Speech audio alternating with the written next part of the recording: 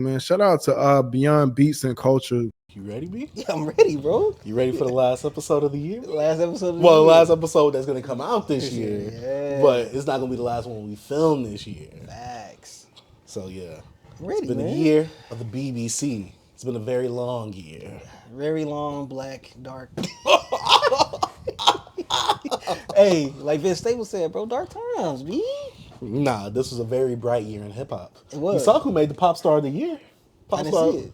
Kendrick Lamar. He won. Billboard deemed him Pop Star of the Year. For real? Number Hey. one Pop Star, or whatever it's called. Did But we- Drake is Rapper of the Year.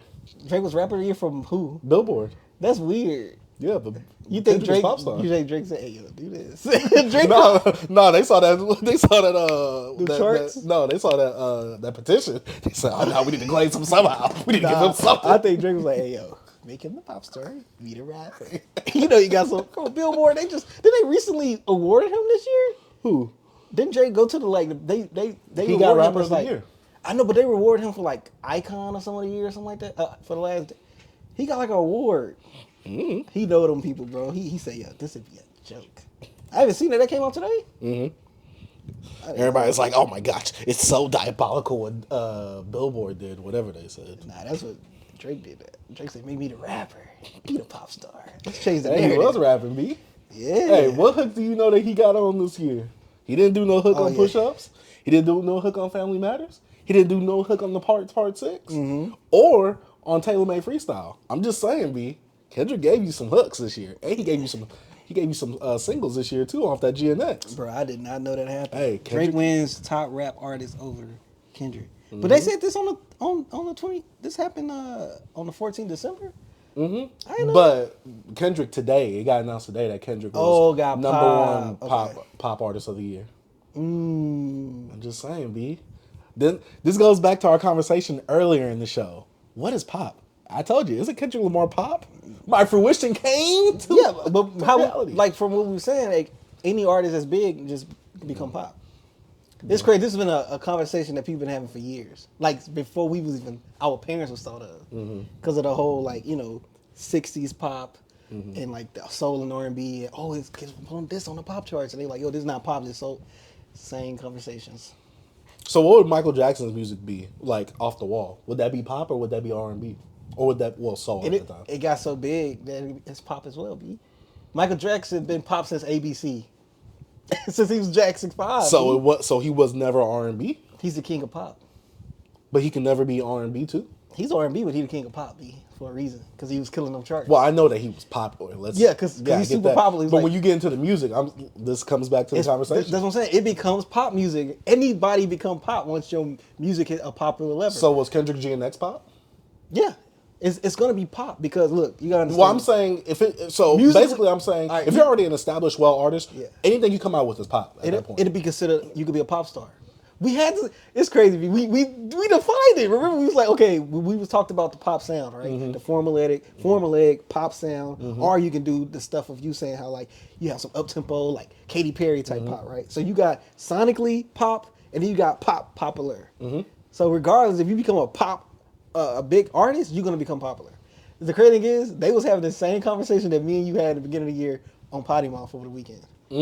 Same Shout stuff. out to the Potty Mouth. Same stuff. They've been making their rounds this I weekend with that clip. It was so crazy because I'm bored. I had nothing to do. I actually was in their live for a long time, just in there, just going back and forth with them, like they, because they was having a discussion about Drake, because what's his name was in there, what's the dirt and stuff like that, and then I was just going back and forth with them about stuff, little troll here, little troll there, but it was fun though. I was like, dang, because I was telling them like, they keep me up to date what's going on with the youth because I don't know what they listen to. So he was like playing different songs on there and like different artists. I'm like, yo, I never heard of this. I never heard none of this stuff.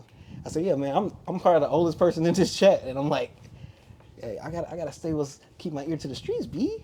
They out here listening to some dude named Zan Man. You ever heard of him? No, but they are literally like, basically like, but they fan that like they like group, their community are young. Like they younger than they call freaking old dude Dom Unk because like they all kids. They be wildin', B. that's what I'm trying to think. Who was the equivalent of the rappers? Because I heard some of the rappers that Dom was listening to, and I'm like, I don't even know who these guys Yeah. are. Like, I know who the new generation is in terms of, like, the buzzing people. Like a Destroy Lonely. Like a Ken Carson. Yeah, no. But before they've hit, like, how huge they are now, though. Like, I was listening to that, I guess, generation or that, not demographic, but that class of artists. Like, I was listening to that era, basically. So I knew them. But after that, it's like, to me, it's so hard because a lot of them are just no names. Yeah, man, some other. A lot of them are just, they sound, I don't want to be that old head, they sound too similar to each other. Yeah, that dude was playing some stuff the other night, bro. I'm like, who is this? What is this? Like, all these Stuff and that we then people probably in the would never review. People in the chat was in there just bringing up people's names. I'm like, I never heard these names ever in my life. So, oh, it's just interesting. It's interesting being out of the like The loop? the know. You know, But it's funny because we know so much about what's happening but and even the stuff like that's more respected than what's the more you lesser know, known. the more you don't know. B, I know. that's so crazy. But welcome to another episode of Beyond Beats and Culture. I'm your host and cultural commentator, Chase the Dark Sage, here with my co-host, T. And we're here with another episode of Beyond Beats and Culture. One of the last, no, not one of, the last episode of 2024. So it's going to be the 2024, our first ever Hip Hop Awards show. Yes, sir. Annual. You know what I'm saying? The first annual. Oh, yeah. Hip Hop Annual. Award. You know what I'm saying? I'm ready to make some people bad on this episode. Hey, B. Some people's loving the little categories, you know what I'm saying? Was it? The unk, so I was like, yo, this is dope. Oh, yeah. So we have a good amount of categories, but we'll get to that later on in the show. But today's episode, like I said, we are going to go over our 2024 Hip Hop Award show because we actually talk about music on this channel. So everything that we do talk about in the award show section, we actually have a review of it on the channel. So go to the YouTube channel, hit the subscribe button, and like the video. That way you can see all those clips and go through the whole playlist because I did make a playlist. I curated that bad boy full of album reviews that we did of albums that came out this year. But in today's episode, we are going to be talking about some of the albums that are going to be coming out obviously next year or, you know, by the next time that we actually have an episode, which is Redman, and he's supposed to allegedly have like 30-something tracks on his new album. B. You want to listen to it? I would. It's the start of the 2025 Unk album. He's the first Unk album of the year. We can do that. We got some albums. I also made a list of some of the people that did pass, whether it be in black culture or hip hop in general. We are going to be talking about SZA's new album, Lana, which is a SOS Deluxe, which I wish it wasn't, but hey, I get the marketing behind it. Then we're also going to be talking about the BBC Awards, where we have about four categories where we're going to be giving our personal top 10, the hip hop show's top 10, our the worst album of the year, best album of the year, obviously, most underrated underrated album of the year, and most overrated album of the year, and the best Unk album that we have this year. But before we actually get into today's show, make sure you hit the subscribe button and like the video on YouTube if you haven't already. In fact, if you're not listening to this on YouTube, come to the YouTube section because this is the hub of everything BBC if you really want to see what's going down. But if you don't want to, go ahead, support us on Apple Podcasts, Spotify, or Amazon Music if you're nasty enough. You can ask Mrs. A, you know, play Beyond Beats and Culture, and she gonna pop us up. You get what I'm saying? But make sure you show love on those podcast platforms. That way you can give us a 5-star rating and boost us within the algorithm as well. And if you can't stay for the whole show, because I understand some people don't have the attention span, don't worry, we got timestamps in the description down below, and we have daily clips coming up of each section of the episode. That way you can watch those episode sections, or if you're brand new to the channel itself, you can watch one, see if you really want to get into it, and then be like, I like these guys. Let's go ahead, subscribe button, and actually watch a full episode, because this is where everything comes down. This is where you get the excellent goddamn transitions. This is where we actually talk about goddamn music around here. Yes, sir. Because we don't just talk about the drama and chill with it, if you get what I'm saying. We don't stir up those narratives over here, you get what I'm saying? Yeah. Even though we do every now and then. We got to sprinkle a little bit. A little bit. But we actually talk about the music over here. So go ahead, do all that stuff. Make sure you support the show. But B, before we actually get to the show, how have you been? B, I've been good, man. You know, doing the last round of Christmas shopping. I was telling you off camera, but you know, going to James Avery, right? I needed help. You know, gentleman worked there, white guy named Jeff. He comes up to me, B. He goes, looks at me, like your hat. Homestead Grays? I said, yeah. Who is a Homestead Grays for people that don't know? This is a Negro league, you know what I'm saying? It's a baseball team, you know what I mean? You know, representing for the culture. He goes, I'm from Detroit. I'm like, all right, here we go. Most of my friends were black. I'm like, all right, bro. B, are you telling me this guy was white? Yes. I'm like, here he goes, bro. So he's all right, hook me up. So B, I'm leaving. All right, man. Gave me handshake, everything. Handshake me. No, hit me with the Then he goes, come back and see me, bro. I'm like, me, all right. I'm not going to see you ever in my life, Jeff. I walked out of there like, why did I say okay? He probably went to his wife today. I made a new homeboy. I was ready to get out of there, bro. It was crowded. It was people. He told him, hey, man, come back to see me, man. I'm like, all right. I'm not coming back to James Avery, bro. If I do, it's online. But that's my little story today. That was just, I can't wait to tell my wife about that. That was hilarious. But LB, what about you? How you been?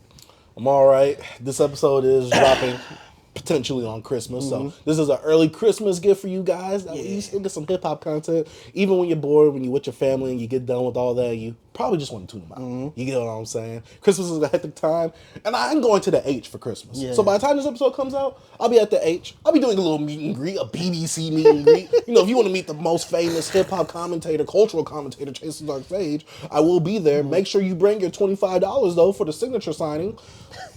I'm delusional. Just let me be delusional for a second. What they gonna sign? What you gonna sign? B? They gonna bring their vinyl, or what they gonna do? Bring a little picture? You give them a picture? They're gonna have a screenshot on their phone. Yeah. You know what they're gonna do? They're gonna open up the notes app. Yeah. They're gonna bring an Apple Pencil, and I'm gonna get the Apple Pencil. I'm gonna sign it in the notes app. They're gonna save it and screenshot it. That way they keep it forever. They can print it out.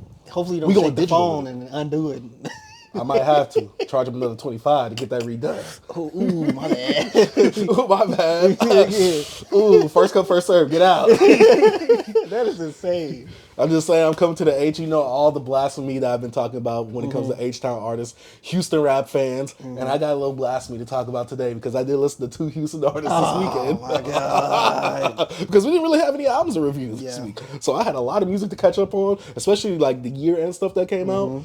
Ooh, what we've been jamming is going to be long today. Pause. man. But B, before we get into that, what have you been jamming since the last episode? So I think did we have this discussion last episode? No, we had this discussion because we talked when we was discussing the awards. But Rapsody, please don't cry. Yo, I don't know why this album's not talked about enough, man. I see people bring it up here and there, but bro, this album was really good. It was great.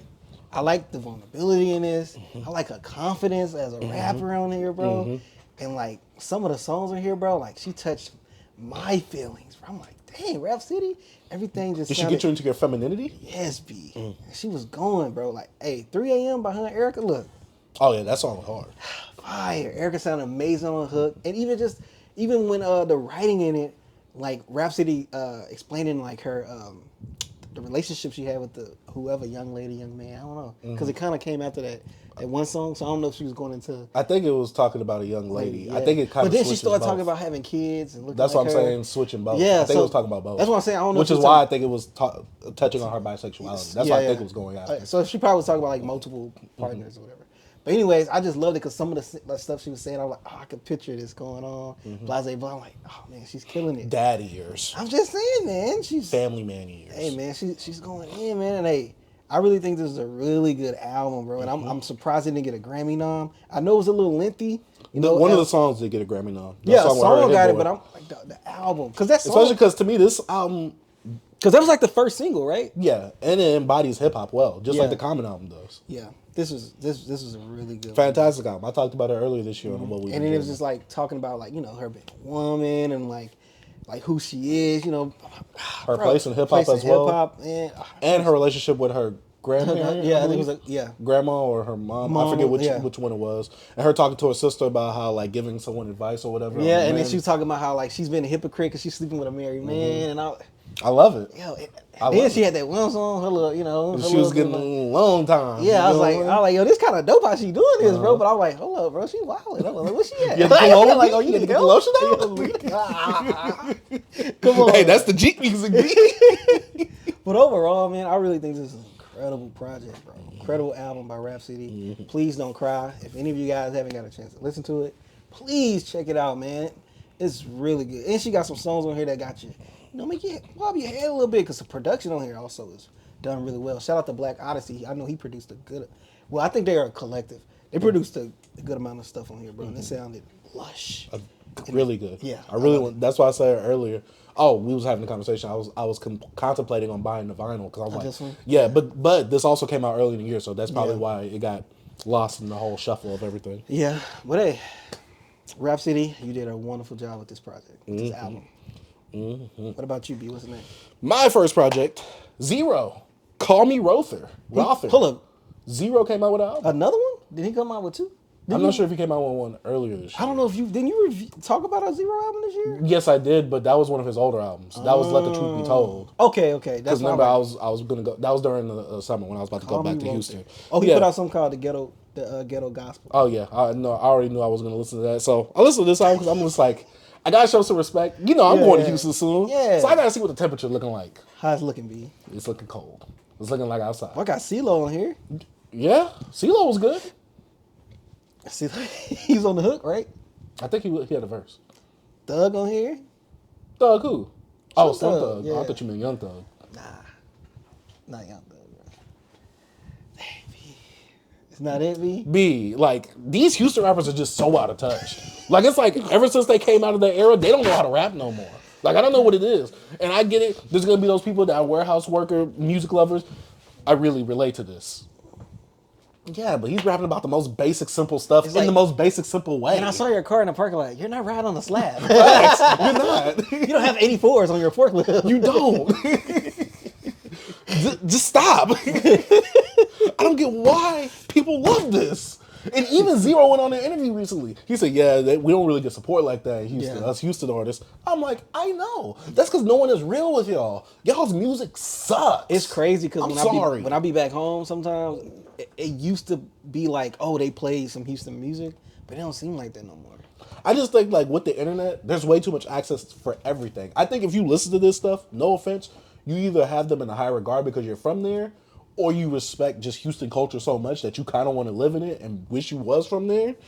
But besides that, One dude on Twitter. But for me, I'm just like, I've gotten older. We're from Houston. Yeah. I've grown out of this. Yeah. Like, I've moved past this in hip hop. To me, this is like a stepping stone. Like, after this, I'm just like, I feel like I'm reverting back. I gotta dumb myself down to enjoy this type of music, B. I'm sorry. Zero, you are a legend. But I'm sorry, this is not it. Sometimes, B, they just gotta know when to stop. That kind of sounds bad because you think about it like, everybody first loves, especially if you're like close to a big city or in the inner city and you have your region of music, especially like locally, I'll say, not even region, just locally. And it's something you grew up on. And then as you get older, it doesn't resonate, you know what I'm saying, anymore. And also, you gotta look at people like from Atlanta, right? And they like, yo, I grew up on this and they still making great things in Atlanta. Yeah. So it's like, that's different. Houston people that's what I'm saying. Houston is like, they're stuck in that, I guess in the golden era, that golden era of Houston, and it's like they're trying to modernize it, but it just still feels so. It's still dusty. It don't work. And I'll talk about another Houston artist later. But B, you are perfectly capturing it right now because people are gonna say, what about Meg Thee Stallion? What about Travis Scott, Don Toliver? None of them Negroes sound like Houston except for Meg Thee Stallion. Her production style is not Houston. Some songs she'll have like homage to Houston. She'll put some Houston artists on there like she did on that Dramazine album, and that was a dope song. But she don't make that. They're Houston not music. regional. They're not regional sounding. Exactly. Like they're not talking about 84s and all this type of stuff. And I don't need them to talk about that subject matter wise, but like Houston rappers, they took how they was rapping back then and they put themselves on modern beats, but they still doing the same thing. And I'm sorry, I grew out of that. I grew past that. Like there's way more better hip hop coming out right now. Legends. Most definitely legends. But I'm sorry, the music that they putting out, they coasting right now. Yeah. They not trying to innovate. That's the problem. They not trying to innovate. But you, like I said, I always tell you this. You're a good sport, B, because I never. I just want people to waste my time.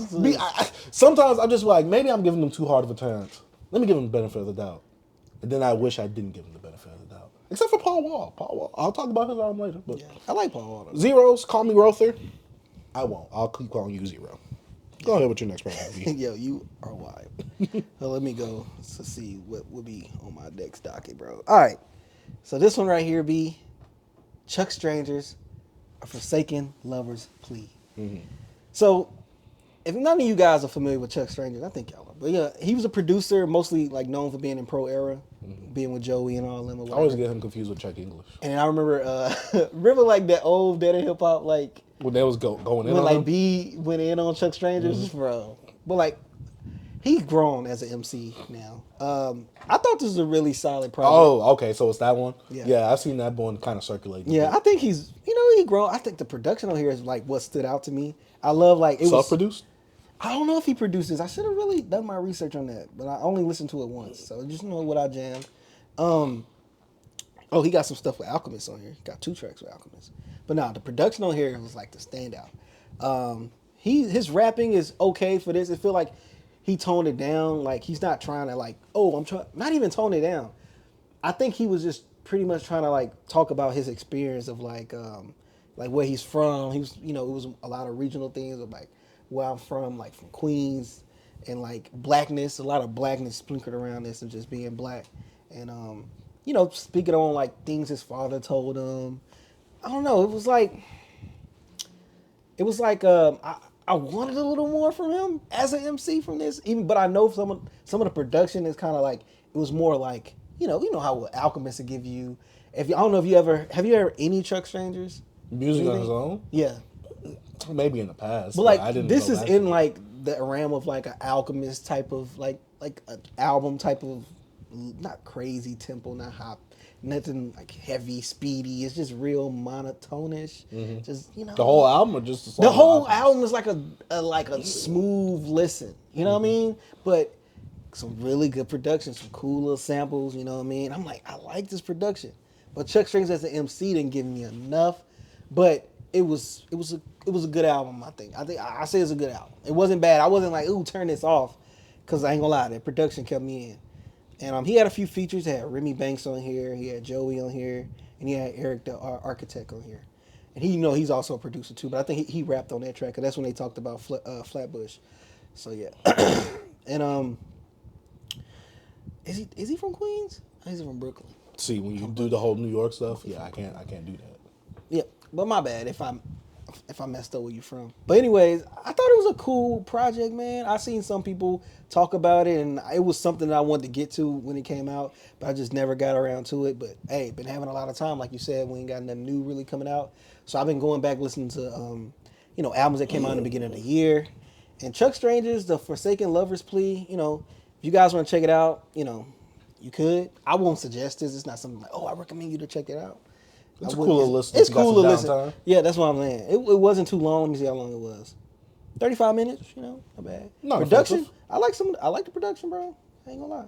But yeah, that was one. All right. My next project, and I didn't know this came out, but it came out about a week ago during the weekend where I went to go see my in-laws, I guess you could say. Yeah. Mario came out with a new album. Mario, Let Me Love You. Yeah.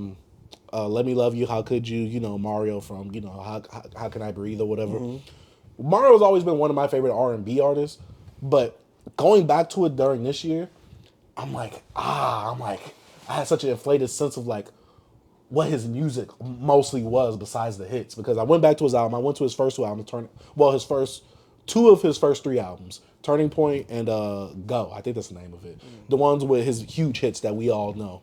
And while Go is a good album, it's not a classic. While Turning Point, very disappointing. Glad You Came is his newest project. It's an R&B project, obviously. And boy. He got that Lucky Day track on there? Yeah, it's actually the first track. For real? I'm glad he got that out the way. But, I'm not going to lie, B, this is my favorite Mario project. It was good, B? Yeah, and I haven't heard his 4th project since it first came out, because that's when I was younger. And I haven't heard his 5th album, the one that came out like in 2018. This album right here, it mixes like this new school of R&B with like the Leon Thomas, the Lucky Day stuff, but it's still Mario. And I'm like, because vocally he's different. Vocally he's there. He's different. Vocally he's there. Sometimes I be thinking, sometimes I'm like, man, this R&B, this generation sometimes don't be hidden. Sometimes the clarity isn't there in their voice. They obviously ain't hitting the notes all the way there. They not willing to go all the way there. Mario was going all the way there. Mario was doing his thing on his album. Mario can sing. You don't think it's like the cheat code? He's like, okay, yes, this probably not my bag, but I was kind of doing this before y'all, and I'm vocally better than y'all. So it is. And the best part is he got the newer generation to help him. Yeah. He got Leon Thomas helping write on here. He has James Fauntleroy that's helping write on here as well. And that's I think producing as well. No, I know. That's what I'm saying. Like, someone newer like Leon Thomas. But you can really see like it actually affecting him. And like I said, this is the newer style of R&B production wise. It's not something more traditional like an LMA or Summer Walker will go on, but it's still like in that alternative kind of like quirky space of R&B.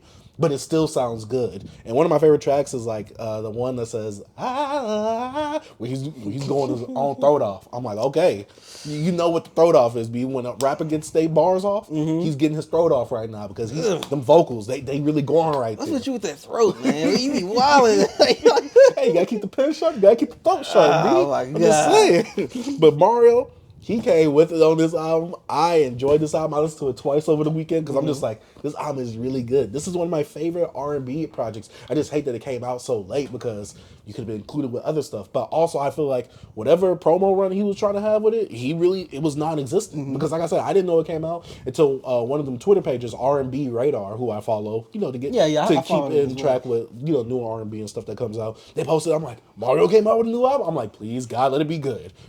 This is my favorite Mario project. I like every song, except for the second to last song. I liked it enough, but it felt like he was trying to be hip and modern because he was using modern slang, and it kind of it stuck out like a sore thumb. And sometimes I'm like, it sounds like you're trying to be hip. You don't need to do that, Mario. You can sing. But besides that, I enjoyed this album all the way. To me, this is my bag right here, especially in this modern era. Like I said, vocally, he's there. He's very audible. I mean, like, he's clearly audible, so you could clearly hear what he's saying. That's one of the problems I have with the project that we're going to review later today. But, man, Mario, you gave me what I wanted on this album right here. Glad you came. I'm glad I listened to this. Hey. I'm done glazing. All right, so this is not even going to be my next one. I was just looking at that. So my next project is going to be Marco Polo and Master Ace, Richmond Hill. Is that the Master Ace project that came out earlier this year? Master Ace on rapping? Or Yeah, he's rapping. He's rapping. Marco Polo is a producer. Okay. It's like I think this is their third or second. Could be their second album they did together. A third. No, you don't have to ask me.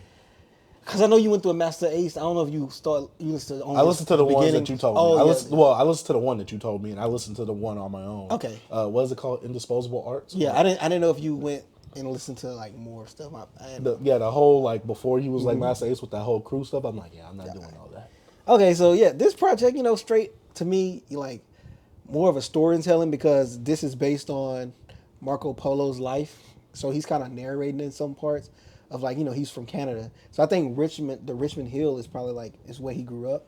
I don't know if it's a building or what. And he just talks about like his upbringing and him being addicted to drugs or whatever. But you said Marco Polo talks that? No, yeah, he's talked about it in the skits. Oh, okay. And then it starts out with like his dad. But Master Ace is the MC. So he's rapping. And cool. It's not like Master Ace being like over here and here. It's really Oldhead. You know what I'm saying? Oh, so is Master Ace still being Master Ace? Yeah. To me, it fit back then. I'm scared to go to it now. It wasn't a bad album, but it ain't something I think I'll return back to. You know what I'm saying? But it was. Do you regret listening to it? Do you like, dang, I could have listened to something else instead of this type stuff? No lie, I did felt like that at the end. But I'm not, it wasn't bad. It just felt like, I could have like waited. You know what I'm saying? But I maybe probably need a few more listens really to get like my full parts. I want you guys to know whenever we say that, we most likely will not be returning to it. We probably won't return to it. But sometimes I do. Sometimes I do though. Yeah. But I love the feature from Blue. He sounded amazing. Blue, like the one we reviewed earlier? Yeah, Blue. Yeah. Okay. And Expect the Deck had a verse on here. There's some other people I don't know. Oh, Shay Noir's on here as well. Yeah, she had a little cool little verse. I think I need to listen to it. I do need to listen to more to like kind of understand more of the concept. I'm just speaking on what I got from that first listen. But I thought it was a good album. Is good enough or is it good? It's just good. It felt like, you know what I'm saying? Because like 3 out of 5 around there. Because like Master Ace wasn't really doing too much.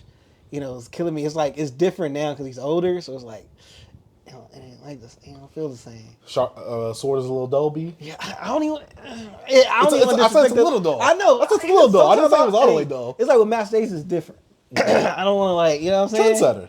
Yeah, he's that guy, bro. It's still a good album though, because I couldn't be like, oh, this is trash. Take him off the. Yeah, because we heard some pretty horrible albums that we'll talk about later. So I don't know. I think I really probably have to listen to this again, to be honest with you. But it's something I listened to over the week. Give it some shine. Give it some shine, because I don't see nobody really talking about this at all. Wait, B, what? Are you Nobody. saying that we're the one show that actually talks about the We music? talk about the music, But Master Ace, Marco Polo, Richmond Hill, you guys can check it out if you want. I'm not for to, recommend this to y'all. He's not going to push it on y'all. I'm not gonna push it. You know what I'm saying? But hey, if you want to check it out, check it out. It's some joints on here though. I ain't gonna lie, it was some stuff I was like, okay. But all right, man, what you got next, B? My next project, I told you I listened to another Houston rapper, Paul Wall, Once Upon a Grind. Yes, sir. I listened to it. I'm not gonna lie. I went into the Zero project. I'm like, oh god. I went into the Paul Wall project. I'm like, I'm gonna get it all over again, ain't I? Yeah. I'm looking like that Will Smith meme where he's smiling, but he's just shaking his head in disappointment. That was me. But then I listened to the album. And me, I try to give them the benefit of doubt, like I said. I give them room to win me over because I had the lowest expectations for them. And if they meet the lowest expectation, I'm just like, this is what I expected. But if they surpass it, I'm like, okay, I didn't expect that. Yeah. Doesn't mean it's the greatest thing I ever heard. Facts. But you exceeded my expectations, and I will admit that. This project exceeded my expectations. Like I said, when it comes to the Houston artists, my expectations is low. This is cool. This album is cool. I'm like, all right, Paul Wall, you getting on some modernized beats. He sounds a bit dusty because he's still using that same Houston flow. You know I come down in the sound. I'm just like, Paul, you got to speed it up a little bit. Especially with some of these beats. And, one of my favorite songs, from this month probably, came off of this album. For real? Zero and him are doing a song together, and they're doing a rendition of SWV's Rain. For You real? know how Zero does his interpolations? Yeah. Swing down on me. I'm like, okay, Zero. But Paul Wall, he just sometimes don't fit on the beats because he raps so slow. I'm just like, Paul Wall, baby. Facts, I'm just like, Paul, you got to speed it up. But Yeah. he does have some songs on here where I'm just like, all right. Paul Wall at least is showing I'm always ready to rap whenever I need to come and rap. He was on Bum B's Trill Static 4. I always give him props for that because he do be showing up and popping up to the Trill Statics. He has Maxo on here. He has Big Crit on here. I'm like, all right. And he has some other people. He has a song called Underground Ambassador or whatever it's called. I'm like, all right. Whoever is giving you this production on this song, they're making sure you fit on this. But Big Crit, my boy Big Crit has that verse on there. You know what I'm saying? I always got to glaze that boy Big Crit, you know what I'm saying? But yeah, overall, I'd say I give this album like a 3.5 out of 5 because it exceeded my expectations. I'm just like, the production was there for me. Even though some stuff did sound a bit, some stuff sounded a bit dusty. Paul Wall, you can speed it up a little bit. But it was better than the Zero joint. Yeah, especially since it was shorter too. Yeah. It was like 40-something minutes. The Zero was close to an hour. And it felt like an hour. In fact, it felt longer. Pause on that. But this Paul Wall right here, I had fun with this one. There's some stuff, there's a good amount of stuff I liked on this one. Like I said, it's not the greatest thing I've heard. It's a cool little album, and he's going on his little promo run. He was on Breakfast Club recently. He's been doing them little complex stuff, where he, does the, whose grill is this? Guess whose grill is that? He's been doing that. He's been going on a nice little promo run. And, That's about Breakfast Club, yeah. Yeah, I watched the interview. And I just want to say, I appreciate my Houston legends, even though I dog on them a lot, because Paul Wall looks good. He is small, slim. He was recently on the Hashi Senju song, who is an artist that's from Dallas that made that song Swing Down, or I Came Down, something like that, whatever it's called. He was recently on a remix, so, Paul Wall's showing love. Paul Wall is one of those quintessential Houston figures that's still going, and I just want to give my respects. Like I said, the album is not great. I'm not recommending it. I had a fun time with it, though. It was a guilty pleasure, B. That's what this album was. But yeah, Paul Wall's Once Upon a Grind. It's still warehouse music. I'm not gonna sugarcoat that, but it's fun. I'll say that. At least the beats captured me a good amount. But like I said, Paul Wall, you need to speed up that flow sometimes, though. But yeah, B, go into your next project. B, I might need you for this one, bro. What is this? I cannot say this. Genuine Dexterity. I was finna say Dexterity. Dexterity, I believe, is either with your fingers or with your eyes. I knew it. I'm like, dexterity. District. I ain't want to butcher it, bro. Because look, I ain't gonna lie, bro. Sometimes I can't say words. You know what I'm saying? So, Genuine Dexterity by Kenny Siegel and KDI ? Okay, so this is an interesting one, right? I've seen this one because I think one of our mutuals on the Twitter page posted about this. Okay, I'm a Kenny Siegel guy. I love Kenny Siegel production. KDI ? Me being familiar with the underground scene, listening to so many artists, I've seen this name before. Never listened to him. So I was surprised when I clicked this beat because I knew this came out I think like a week or two ago, and I was like, all right, there's something new that came out. You know, Backwoods. You know, Kenny. Let's go. Let's go all in. Play it. Heard this, bro. Look, what B? It's not. Wait. It's like okay. So Kenny D.I. is a very interesting rapper because I think he's a producer as well. He raps very. Do you question mark his raps? Yes, because I'm used to some stuff like this, but how he do it is a little different. I really wish you could hear this. I should have played this for you. But he could go like, I'm not going to say any words, but I'm just going to give you, he'll be like, ha ha ha ha ha ha. He like talking to you. Like he's rapping in a character. And it's just like it's like he's a character. Like he's just, and then sometimes it can come off like, I don't know. It's corny, like, exaggerated. Like, over exaggerated, but I know it's his style. He's been around since the early 2000s. And he's from Cali, because a lot of those Cali guys have like their different little flows, especially in the underground scene. They really like quirky with their flows. It's like they try too hard to be different. Even though I know he's been doing it for a while, but I'm just saying, I'm gonna be honest, I just wasn't a fan of how he was rapping. Production wise, I loved it. I love Arm & Hammer on here. I love Open Mike Eagle. I love Fatboy Sharif. Even though Fatboy Sharif is kind of not similar to him when it comes to like, I say subject matter. But when it comes to like rhyming style, I prefer a Fatboy Sharif. I'm gonna have to show you how he raps, bro. It's a little, you know what I'm saying? Is it off-putting? It could be, and I think me being like new to him, like it's not like oh snap, like I never heard nothing like this that's so wild and just wacky. It's but jarring. but it just didn't. I don't think I enjoyed him rapping like that. But overall, Does he fit with the dichotomy of the yes, Kenny Siegel? yeah, he does. But it just, I don't know. It was one of those feelings when I was like, I want to like this, but I just don't. I don't think I like it. And it was mostly his rapping. So I don't know. It's one of those things like I wish you heard it to like understand this, because like this is something I should like, but I don't. So Genuine Dexterity by Kenny Siegel. Did Kenny Siegel do his thing on here? Yeah, production, I loved it. You know, he's a producer. Yeah, he don't rap. Oh, okay. No, KDI, question mark. Oh, he's the rapper. He's the rapper. And he's also, yeah, but Kenny Siegel, he does his thing. Oh. Yeah. Oh. Yeah. Oh. Yeah. But I'm not saying he's a bad rapper. It's just the way he raps. Yeah, but B, it's music. It's sound. Yeah, but it gotta sound good too. It do, but you gotta understand just this side of the underground and how they rap. Like you're gonna find artists like this. Yeah. Like even I'm if glad I don't. Yeah, I feel you. But I want to like this more. I just wish it was somebody else that I like as an MC on it, on the production. Like I love Alma Hammer and everybody else on it. He just didn't do it for me. He made me laugh sometimes, but I'm just like. Was it intentional or were you laughing at him? He was intentionally making you laugh with some of the how he I guess like I just what the word I'm looking for, like affect things, I guess, like how he'll say it. Like it's intentional to be humorous. So all right. That's all I got with that one.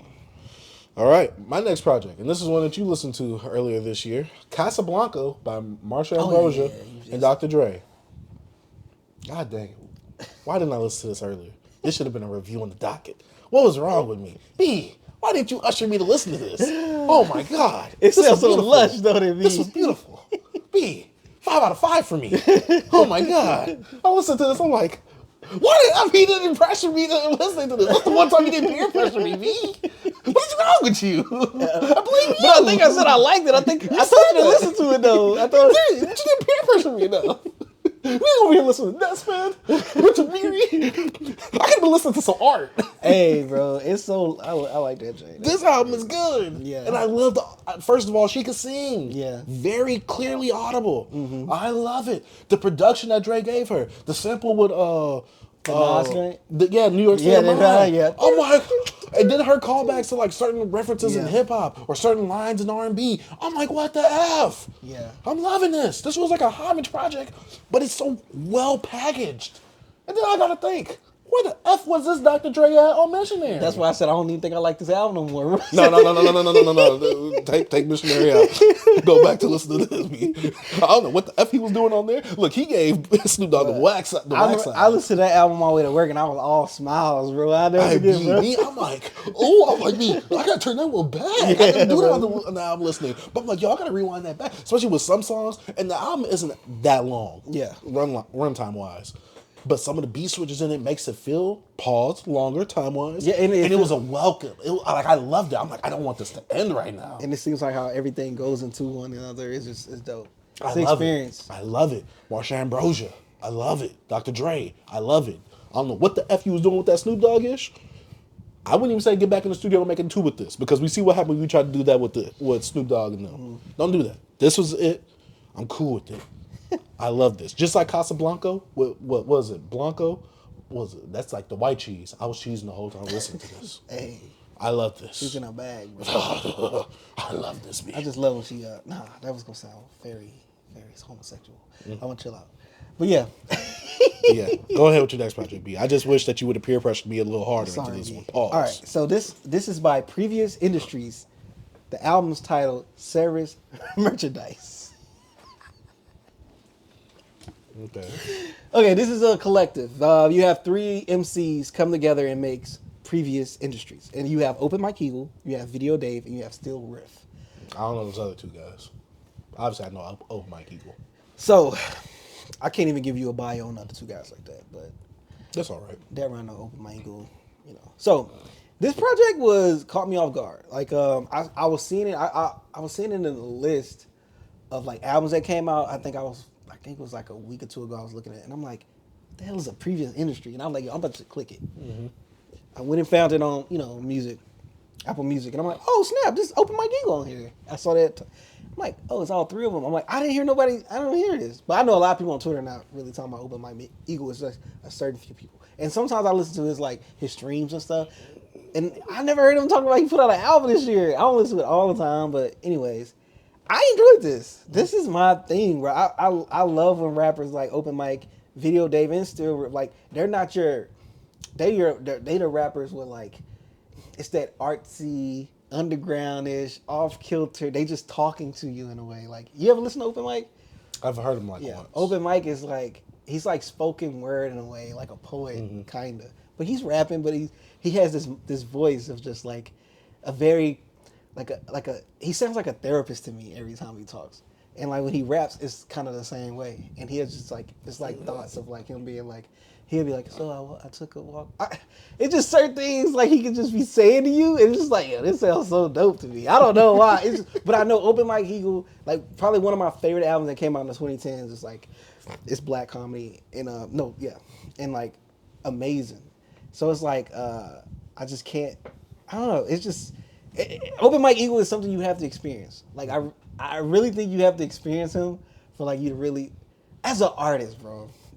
Come on, you gotta experience him. You gotta experience him as an artist, bro, because it's just he's different. Was he the shining star on this album? To me, because he's the one that I listen to. That you know, that I know of. But yeah, I said black comedy. I meant dark comedy. My bad. Sorry if any of you nerds come at me. But dark comedy is like amazing. But yeah, he's one of those guys, B, that's just like, even Video Dave, like they actually like kind of in that same frame of like emceeing as Open Mike. I feel like they not at his level to me, but they compliment him very well because it's like similar but different stories in a way. Like, yeah, their voices sound different, but they kind of giving you the same type of, artistry. You know what I mean? And I appreciate it. I liked it. I had fun with it. You know what I'm saying? I wouldn't even say I had fun with it. I enjoyed it. So I'm gonna go back and listen to this for sure. I always will. It's Open Mic. You know what I'm saying? I was really surprised. I thought I wasn't gonna like this. I'm like, who's these other bozos like that? You know what I'm saying? Like, not calling them bozos, but I'd be like that too. But I never listened to full projects from them. So now I have. And they have a whole project with Open Mic. So. All right, what you got next, B? Oh, my bad. You guys, Previous Industries. What was it? That's a little crazy title. Service Merchandise. My next project and this might be a curveball. Tems is Born in the Wild. This is her debut album that came out this year. And so, Tems was one of those people that I was kind of thrown off with. No offense to anybody. I was thrown off with her voice. Like, I loved it on Wait For You. But whenever, like, certain songs of hers would come up on my shuffle, Like and it Higher? wasn't from this album, I'm just like, I'm like, I can imagine me listening to an album full of this right here. I'm just like, it's too jarring to me because it's the accent, obviously. And I was just like, I feel like I can't understand what she's saying well enough. But, you know, Billboard put out their top 10 R&B projects of this year. Tems was on it. Leon Thomas won it with Mutt. And I was like, all right, I've heard most of these projects. I was like, there's only like one or two on here that I haven't heard. And it was Chris Brown and this one. Tyler wasn't on there, I don't think. I don't remember. But I was about to go to the Chris Brown one. It was the Deluxe. Saw 35 songs on there. I said, F that. I said, F that. I'd rather listen to the Tems. I went to the Tems. I'm not really a fan of Afro beats. One of my favorite R&B artists, Party Next Door. I hate when he goes on that ish because he don't sound good. Tems makes me look at Afro beats different. Tems, I really like this project. There's some money behind this debut album. This sounds really, really good. Tems vocally is there for me. I understood what she was saying. The song's jam. She knew what beats to pick. Her beat selection was really good. I'm not gonna lie, B. Like I said, I thought the Afro beats and her voice would throw me off. This is a really good sounding project. I overall had a good time with this. I was well surprised. I was wrong. And I will come here and own that. Tems, really good solid debut project right here. I might actually go back to your previous EPs or whatever to see what you got happening right there. Now, sometimes you can, catch lightning in a bottle. Sometimes. But this over here, oh, I enjoyed this. I was asleep. No one woke me up either. That's the problem right there.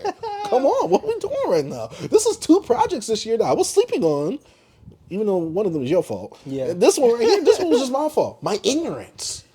And maybe my Zionism. I don't know. Oh you know my what I'm saying? But yeah, Born in the Wild, Tems, really good listen. Nah, Tems, I man. enjoyed it. Yeah, I was kind of wanting the more R&B aspect, but I'm like, this is part of her culture. That's the Afrobeat stuff. I can't be mad at that, especially when you do it good. You made it sound good. You made it sound really accessible for someone like me who isn't a fan of that. And now I'm just looking at Party Next Door crazy, like, why the F are you choosing these bad beats? Party, what is wrong with you? Tems, get with Party. Y'all make the album, please, and thank you. That's not happening. I know. But go ahead with your next project. All right, my next project, man, is from Black Kai in August Fadan. I don't know who either of the Negroes is. Wait, Okay. they're Negroes, right? Yeah, they need. Okay, I don't know who either of them Negroes So is. August is a producer, and Black Kai is a rapper. This is called Otherwise a Blur. This right here is my bag. It came out this year? Yeah, this is my bag.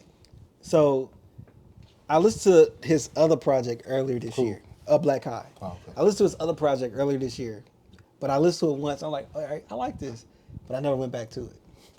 He put this out in September. I listened to it on Bandcamp, but I was like, I like this too, but I didn't go back to it. Went back to it now because I'm like, it's time to go back to those albums you listened to or didn't get to listen to. And B, I fell in love. So this Acquired Taste, this is a guy that's like, he's a stream of thoughts, B. It's a stream of thoughts. I sort of radical. Oh, he's a spiritual miracle. He's a huge Rock Marciano fan, you could tell. Mm. But he's a mathematical, flip you mathematical. You need me to buy banana, seven mathematical, banana, seven apple. That's just in my cereal? Yeah. But I just love the. I get the rock isms in them, but I love this. So is it more rockisms or like MF Doomisms? You could tell from the cadence, and it's rock. Mm-hmm. You can tell he got some rock Marciano influence incredibly in this, but not on the pimp stuff. He's more of a thinker. You know what I'm saying? He's one of them guys. And the production by August is the beast. You know what I'm saying? I love him just since him. He worked with Back Hami, all of the stream guys out there, bro. He actually produced something on Rich Ass Haitian as well. But the beats on here is so dope. I even love the Kuwabara little sample they did in the beginning on what's that Chambaro style. Yeah. But now bro is on here rapping, bro. Like that my type of rapping. To you probably like, bro, he just saying words. You know what I'm saying? Oh yeah. Yeah, but it sounds dope. And over this production is bro, big. You know what I'm saying? It might be a little surprise, man. I cannot. I woke slide up this this morning in the top I 10? woke up this morning, drove my son to school to this, bro, and he was like, "What's going on right now?" But yo, if any of you guys never heard of Black Kai, this is BLACKCHAI. You know what I'm saying? Is that how you actually say it? I think it's Black Kai, yeah. Black Kai, Black Child. I say Black Kai. I didn't think it's Black Child. I could be wrong. That's what I would have thought. First I thought it was Black Child, but I think he say Black Kai. Mm-hmm. Whatever. Sometimes I mess up people's names. Or it could be Blackie. It ain't Blackie. But yeah, otherwise a blur. And I love this album art. I love it. It's just, I love it, bro. Like, I could frame this, you know what I'm saying? It's dope to me. But hey, yo, this is my bag, B. I was like, oh yeah. Well, I don't know, I guess because it was cold outside, I was jamming it, and I was like, yo, this feels better. You know what I'm saying? Hey, sometimes when the weather change, bro. Exactly, or time of day. Like I told you with the Don Kennedy. Yeah. I just need that time of day difference. Yeah, man. If you guys need to check him out, bro, he's like an up and coming guy. I think he's making little noise in the underground. I think he dropped some stuff in like 2020 and stuff like that. But I got familiar with him just looking on Bandcamp, and I think another guy I listened to he reposted his stuff or something like that. You can do that on Bandcamp? Like they have like a whole little like on Bandcamp. B, who do I listen to on Bandcamp? Somebody I follow on Twitter reposted him. Oh, okay. But I'm saying I went and listened to it on Bandcamp. Oh, okay. But on Bandcamp it does have like a this, what came out this month and what stuff like that, and like what was the best albums that was on Bandcamp this year, type stuff like that. Oh, that's dope. Yeah.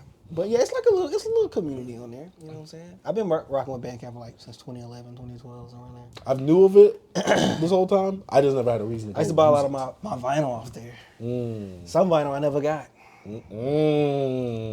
I never supported that guy again, bro. You want to call him out or no? You, Ali. Oh, I don't know who that is. He's a producer now. It's all good, bro. Your music's I love you. I love his beats. Yeah, just not your business acumen. Yeah, man. I never got my album, bro. Oh, don't worry. I say F him too. Yeah. You, Ali. But going into my next project, I guess I'll fuse these two together. I listened to Saaheem, which is Sahbabii's album, but he did come out with a deluxe called A Little Bit More, or A Little Bit More. You know what I'm saying? You gotta add the little southern accent to it. You get what I'm saying? He just added about 2 more tracks to it. Cool tracks, you know what I'm saying? Sahbabii came out with a really good project this year. It's getting love, man. And I really love to see it because his past few projects have not been getting the same love that this one has, but also this one sounds like, he put some more work into it. They not OG Squids, bro. Yeah, they not. But a lot of people like to claim that. No. They not OG Squids. Yeah, but overall, I like these 2 tracks that he gave extra on here, and I also wanted to, note that he did do 2 free shows called 2 hometown free shows or whatever, one in Atlanta, one in Chicago, and I just thought that was dope. I put some shine on that on the Twitter. I was like, yo, that was pretty dope. You get what I'm saying? So yeah, Saaheem, a little bit more. He came out with a deluxe for Saaheem, and I enjoyed the tracks. Nothing too crazy. You get what I'm saying? It's Sahbabii doing what he does best. And then my next album that I wanted to put together with this one, I listened to 2014 Forest Hills Drive, the 10-year anniversary, with the 8 extra bonus tracks added to the original 2014 Forest Hills Drive. First off, thank you, J. Cole, for making this 2 discs. Because some people, they will just add the whole thing together and make it all just, I don't like that. That's why I did this. Oh, yeah. I hate when they do that. We'll be talking about someone else later on today. But he labeled it 2 discs. The first disc is the original 2014 Forest Hills Drive. Second disc is all the bonus tracks, the unreleased stuff. I gotta say, overall, while we did have a review of 2014 Forest Hills Drive for the 10-year anniversary, we did dog it a bit because it's not the same album that I thought it was back then. You kept the same opinion. Yeah. I enjoyed these bonus tracks. I enjoyed every single one. I'm not saying that these are like really great standout, but I will say that I would have preferred some of these tracks over some of the ones that he put on 2014. You believe these are the old tracks? Yes, because he's not rapping as well that he is now compared. Like it sounds like back then. I feel like he kind of like. I feel like they were kind of like loose concepts. Well, he raps well now. That's all I like to say. But he wasn't. well done. I'm trying to say My bad. that these songs, you can tell these are older songs, the way that he sounds, and this sounds like it's in the vein of that time. He's doing some more storytelling stuff on there. Nothing's going over my head like it wasn't in 2014 Forest Hills Drive. And like I said, I went back to My Delete Later a few weeks ago, and like I said, his performance was really well on that album. His performance was well. Stop that. I went back Stop to that. it too after the review on it.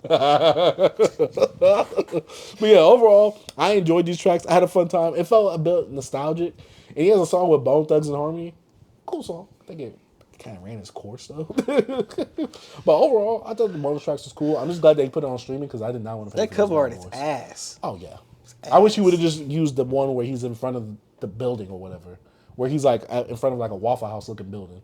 But yeah, overall, I enjoyed myself. I can't see myself going back to him like that. And I didn't know what playlist to put them in for the songs I do like because I'm like, these ain't 2024 songs, but this also never came out during the blog era. So it's like, where would I put this song? You know, I just left him an album. I couldn't playlist any of these bad boys because I wouldn't know where to place them itself.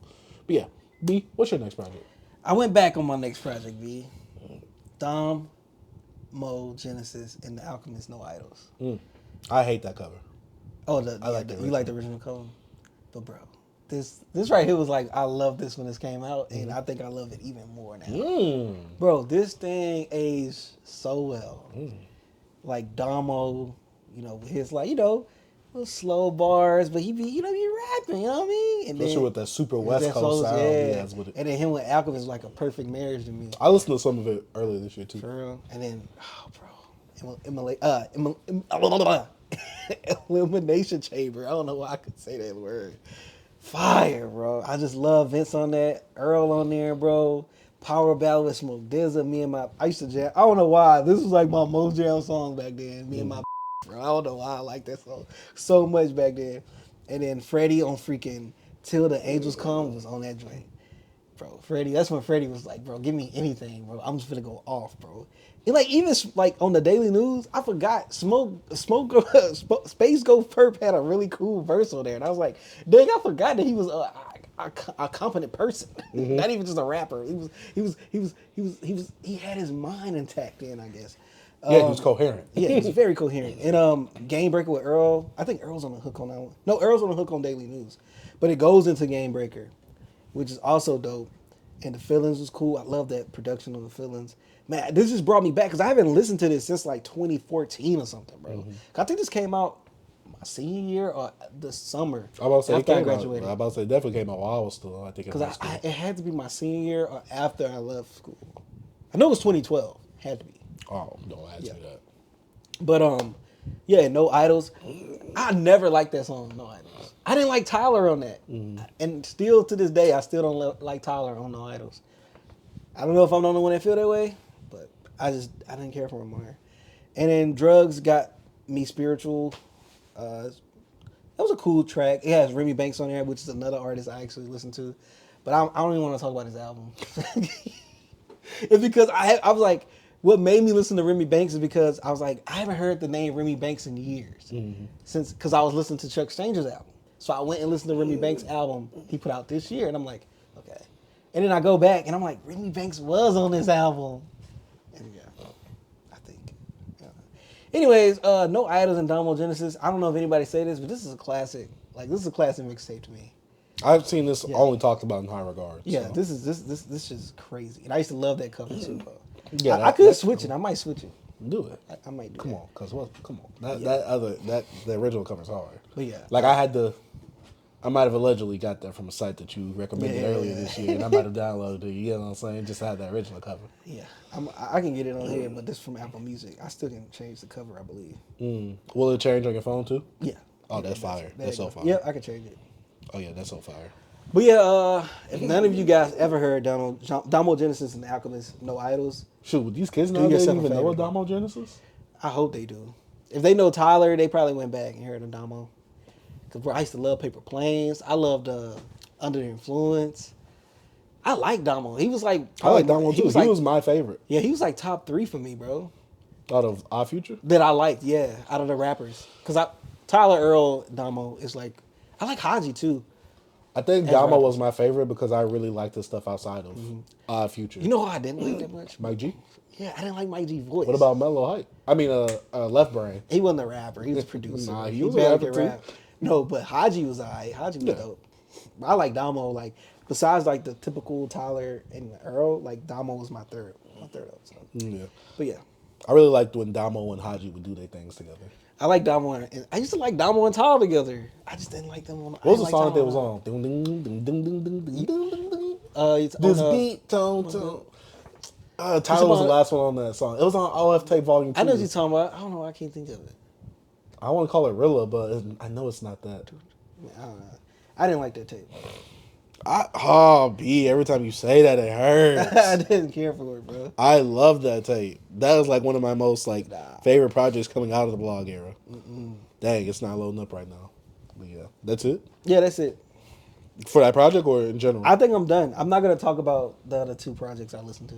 I don't think well, one of them deserve it, but I'm not going to talk about it. Dang. Because, But, in this part of what we've been jamming, I'm actually just going to quickly go over some stuff that I re-listened to that we've actually already reviewed on the channel itself. Went back to Glorilla Glorious. I liked this album before.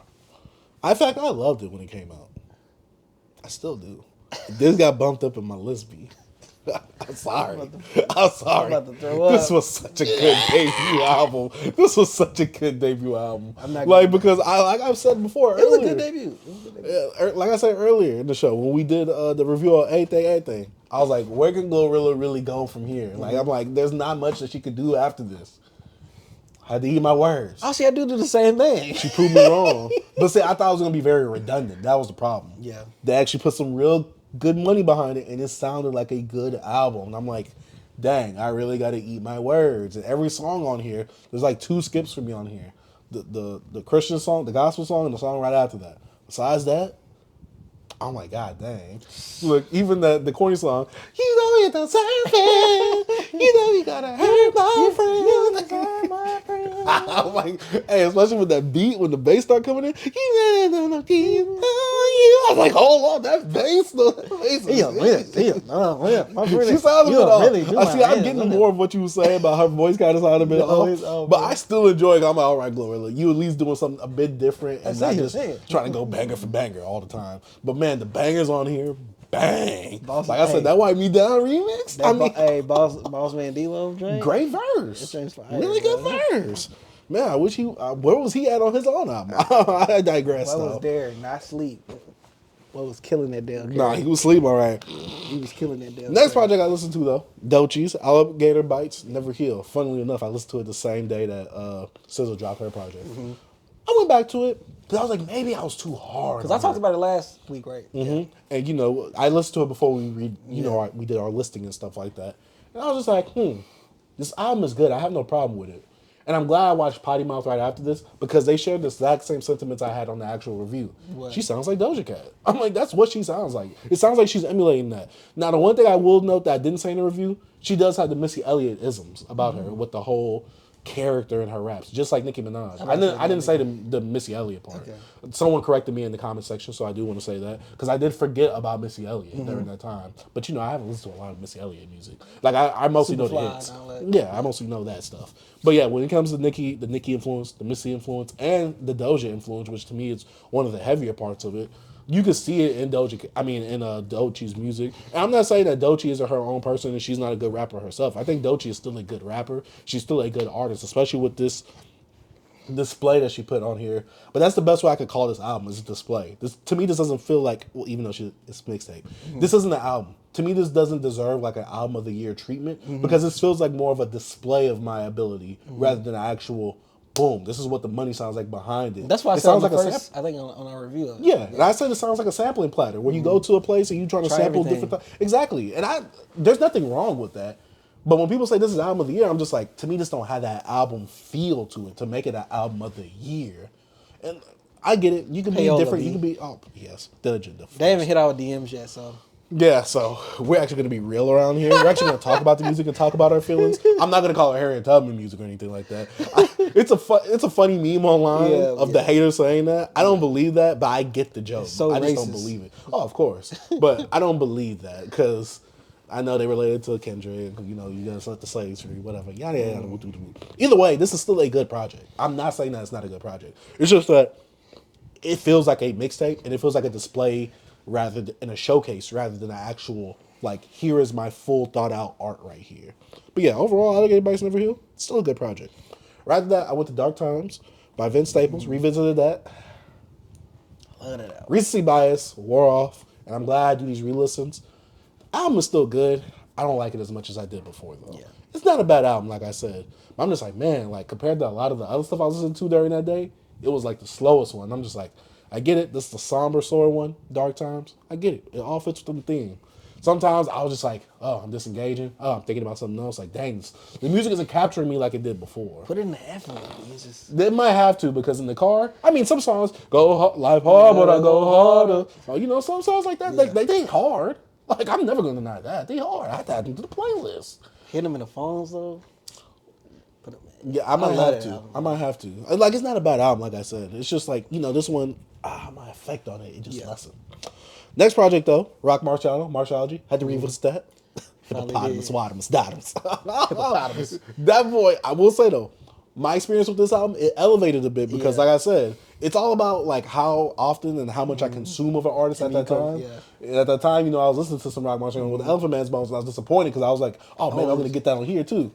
I was like, dang, I didn't. Yeah. And we just heard Rock Marciano on the Skeleton Key. I enjoyed that. I was like, it's not enough. Pause. I need some more rock. So I was like, all right, F Did it. it rock hard? But I went back to Marciology. I'm like, dang. I had my girls in the car with me. She was like, is this Kendrick? I was like, oh yeah, let me go ahead and turn this off right now. This is Scary to H-Words music. I was like, let me go ahead and turn this off right now. Yeah. And so I listened to it on my own. I listened to it in the morning. I'm like, oh yeah, I feel it. Pause. Feel that rock hard?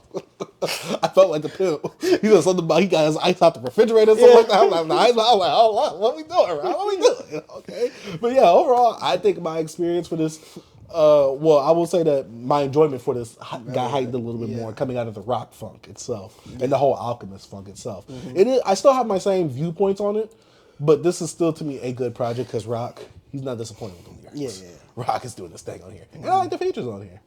And Larry June, he compliments Rock well. Last time I was like, June. Yeah, it's crazy because at first I was like, yo, I did not like Larry on here. And then when I released, I was like, I think I do like him. Yeah. I liked him a bit more on this one. So yeah, I was like, it wasn't as jarring at first. Especially, I was kind of coming off of my Larry hate because I heard that one Larry album. I'm like, everybody's hyping this up, this warehouse music. Yeah. But yeah. Marciology, Rock Marciano, really enjoyed it. And then my last album I had to go revisit, Lil Uzi Vert's Eternal Take 2. Well, I posted on Twitter, you guys overhated this album. Yeah. It's like, I'm listening to it, I'm like, yo, like, there is nothing wrong with this album for me, especially coming at a time like this where I'm just like, I was disappointed with EA1. I was disappointed with Pink Tape 1.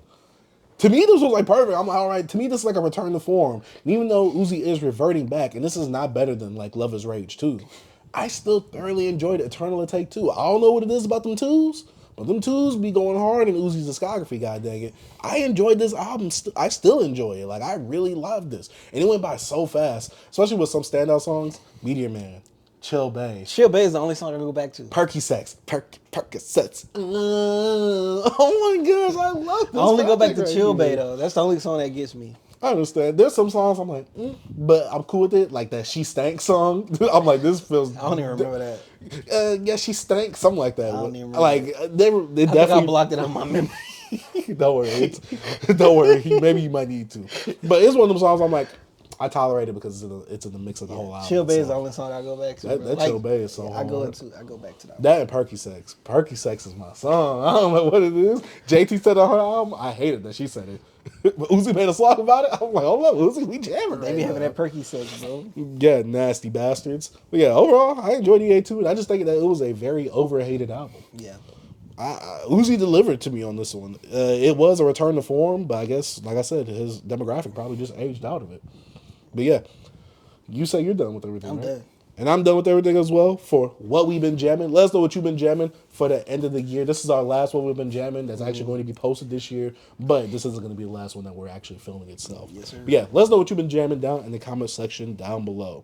But now it's time to get on to the news section of the show where we talk about all the current events, all the news, and some of the newer releases that's coming out. Sadly, today, we don't really have any news, but I did think, let me go ahead and make a list of some of the figures that did, pass earlier on this year. And, we talked about it. Let's do something to actually honor them and remember them. And so we'll be replacing that part of the news. But let's go ahead and talk about some of the new music that we're actually going to be getting. Lil Baby, he's threatening us with 2 albums in 2025. Wham and Dominique. B, can you tell the audience why we don't care? I don't know. I'm not a little baby guy anyway, so I don't. I used to be. I lost it. Yeah, I always was Gunna. I always liked Gunna more than Lil Baby. Yeah, I'm not Lil Baby side. I don't think I'm a. I don't know if you want to listen to this. We can talk about it, it. but I don't really care. But I'm I gonna listen to understand the Wham personality and the Dominic is him. You know what I'm saying? But other than that, I know people are hating on him on the internet. But watch, I think he gonna have some stuff on here and they gonna enjoy it. Yeah, of course. There's gonna be something that's coming on here. Yeah. But yeah, he said that he's gonna come out with 2 albums. You know, just came out with 3 interviews with him and Charlamagne, him and Yachty. He'll talk about his relationship with Gunna. Yada yada. Whoop, whoop, whoop. I will be listening because I do like Lil Baby's music overall. But I just think that he's been on a little decline with his last project. You get what I'm saying? But yeah, next piece of news. Next project we got Tyga, NSFW, not safe for work, dropping January 31st. B, you gonna pay for the OnlyFans to get this? That's what you got to do. No, but I'm you about know to he say has that's. that. But I'm like, all I was thinking was like, don't mess with those minors at work. She young dog, but she stimulated. Only thing I want stimulated is that bro. check. Bro, we used to make fun of that. She said she young, but she stimulated. bro. And he had her in a video too. Tiger's a sick pup, bro. I swear to God, bro. Put him down. How did we allow that? I don't know. B, how did we allow that? I don't know, We bro. allowed that. Shame, He bro. got that off. Hey, he and did. no one said anything. And bro, remember that I think they cut it out of the interview. The Breakfast Club Club? with Kanye was like, Kanye, Oh, like, Kanye. He was like, yeah, he got her young, you know what I'm saying? He got her early, you know what I'm saying? He red carpet. Yeah, bro, I will not be listening to this. Oh man. Next piece of news we got. This is actually something that we're going to be reviewing later today. SZA dropped Lana, which is her deluxe to SOS, on December 20th. We listened to it. We'll be giving our review. Another one that I actually gave a little bit of my impressions on earlier on what we've been jamming. Sahbabii dropping the deluxe to Saaheem, which was just 2 extra bonus tracks. Redman, Muddy Waters 2. Not TWO, TOO, because he's different, B. He's quirky. Coming out the day before Christmas. Tomorrow, B, I would say that actually. this is a nightmare before Christmas. 35 tracks. B, what all does he have to say at this time of his life? I don't know. I'm scared. Have you been watching any of the snippets? No. Like that boy Kiko said, it's time for you to pick up that instrument. Sax. I put the sax. Well, because be like Bill Clinton and shit. You know what I mean? Yeah, Redman, Muddy Waters 2. Oldhead review, B? I might have to for the first of the year, bro. First one for the year, B. Why would he torture us? Why would he kill our mood like this before Christmas, though? Not on Christmas Eve, bro. Why can't do this? At the time of us recording this, it will be coming out tomorrow. It should have been like Or a tonight, I Halloween think. Eve release. Halloween Havoc, like Lloyd Banks.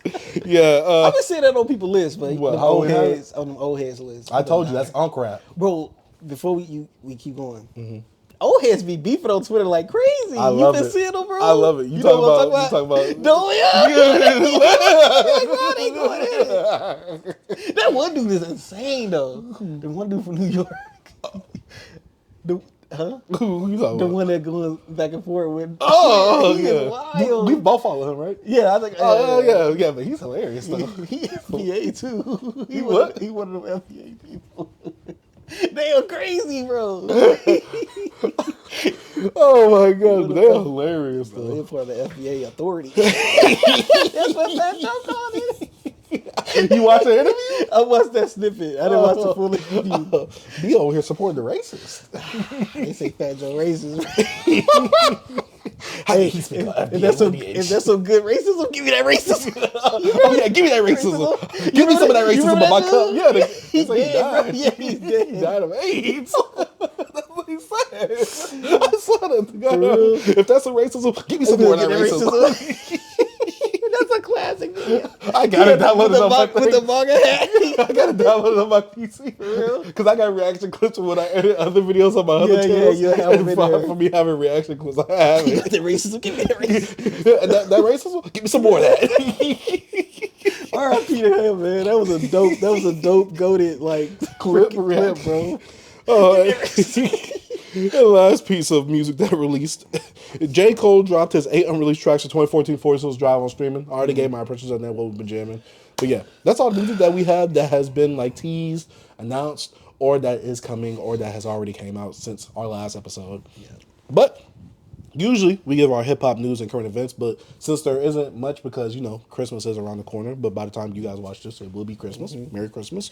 I wanted to do something special. This was his idea, way early on, because sadly, it was like he was like, shoot, it seems like every Every single week. week it was like It's someone like- passed, and every time I was making the thumbnails, right before like we'd start an episode, someone would pass. I'm like, okay, I gotta change the thumbnail up because I gotta show respects. He was like, man, we should make a little list of people that have passed in the culture, or who have passed, because we lost a good amount of people this year. And so I made a list of people. I divided up from hip hop to other celebs. One of the artists that we had passed this year, B King, August 15th at 39 years old. R.I.P. King. Houston bro. legend. Staple in the clubs, bro, all over, bro. Club Globally, God. bro. You know what I'm saying? Facts. Dang, B King, bro. Fat Man Scoop, August 31st at 53. Another one. Everybody was like, I hate it when people was like, everybody had their phones recording him doing that. But it's like they was at a concert. People already had their phones recording. It's like the same thing what happened to Big Pokey. Yeah, they recording him and he fell. Yeah. Passed out. Next one, Rich Homie Quan, September 5th at 33. Quan, bro.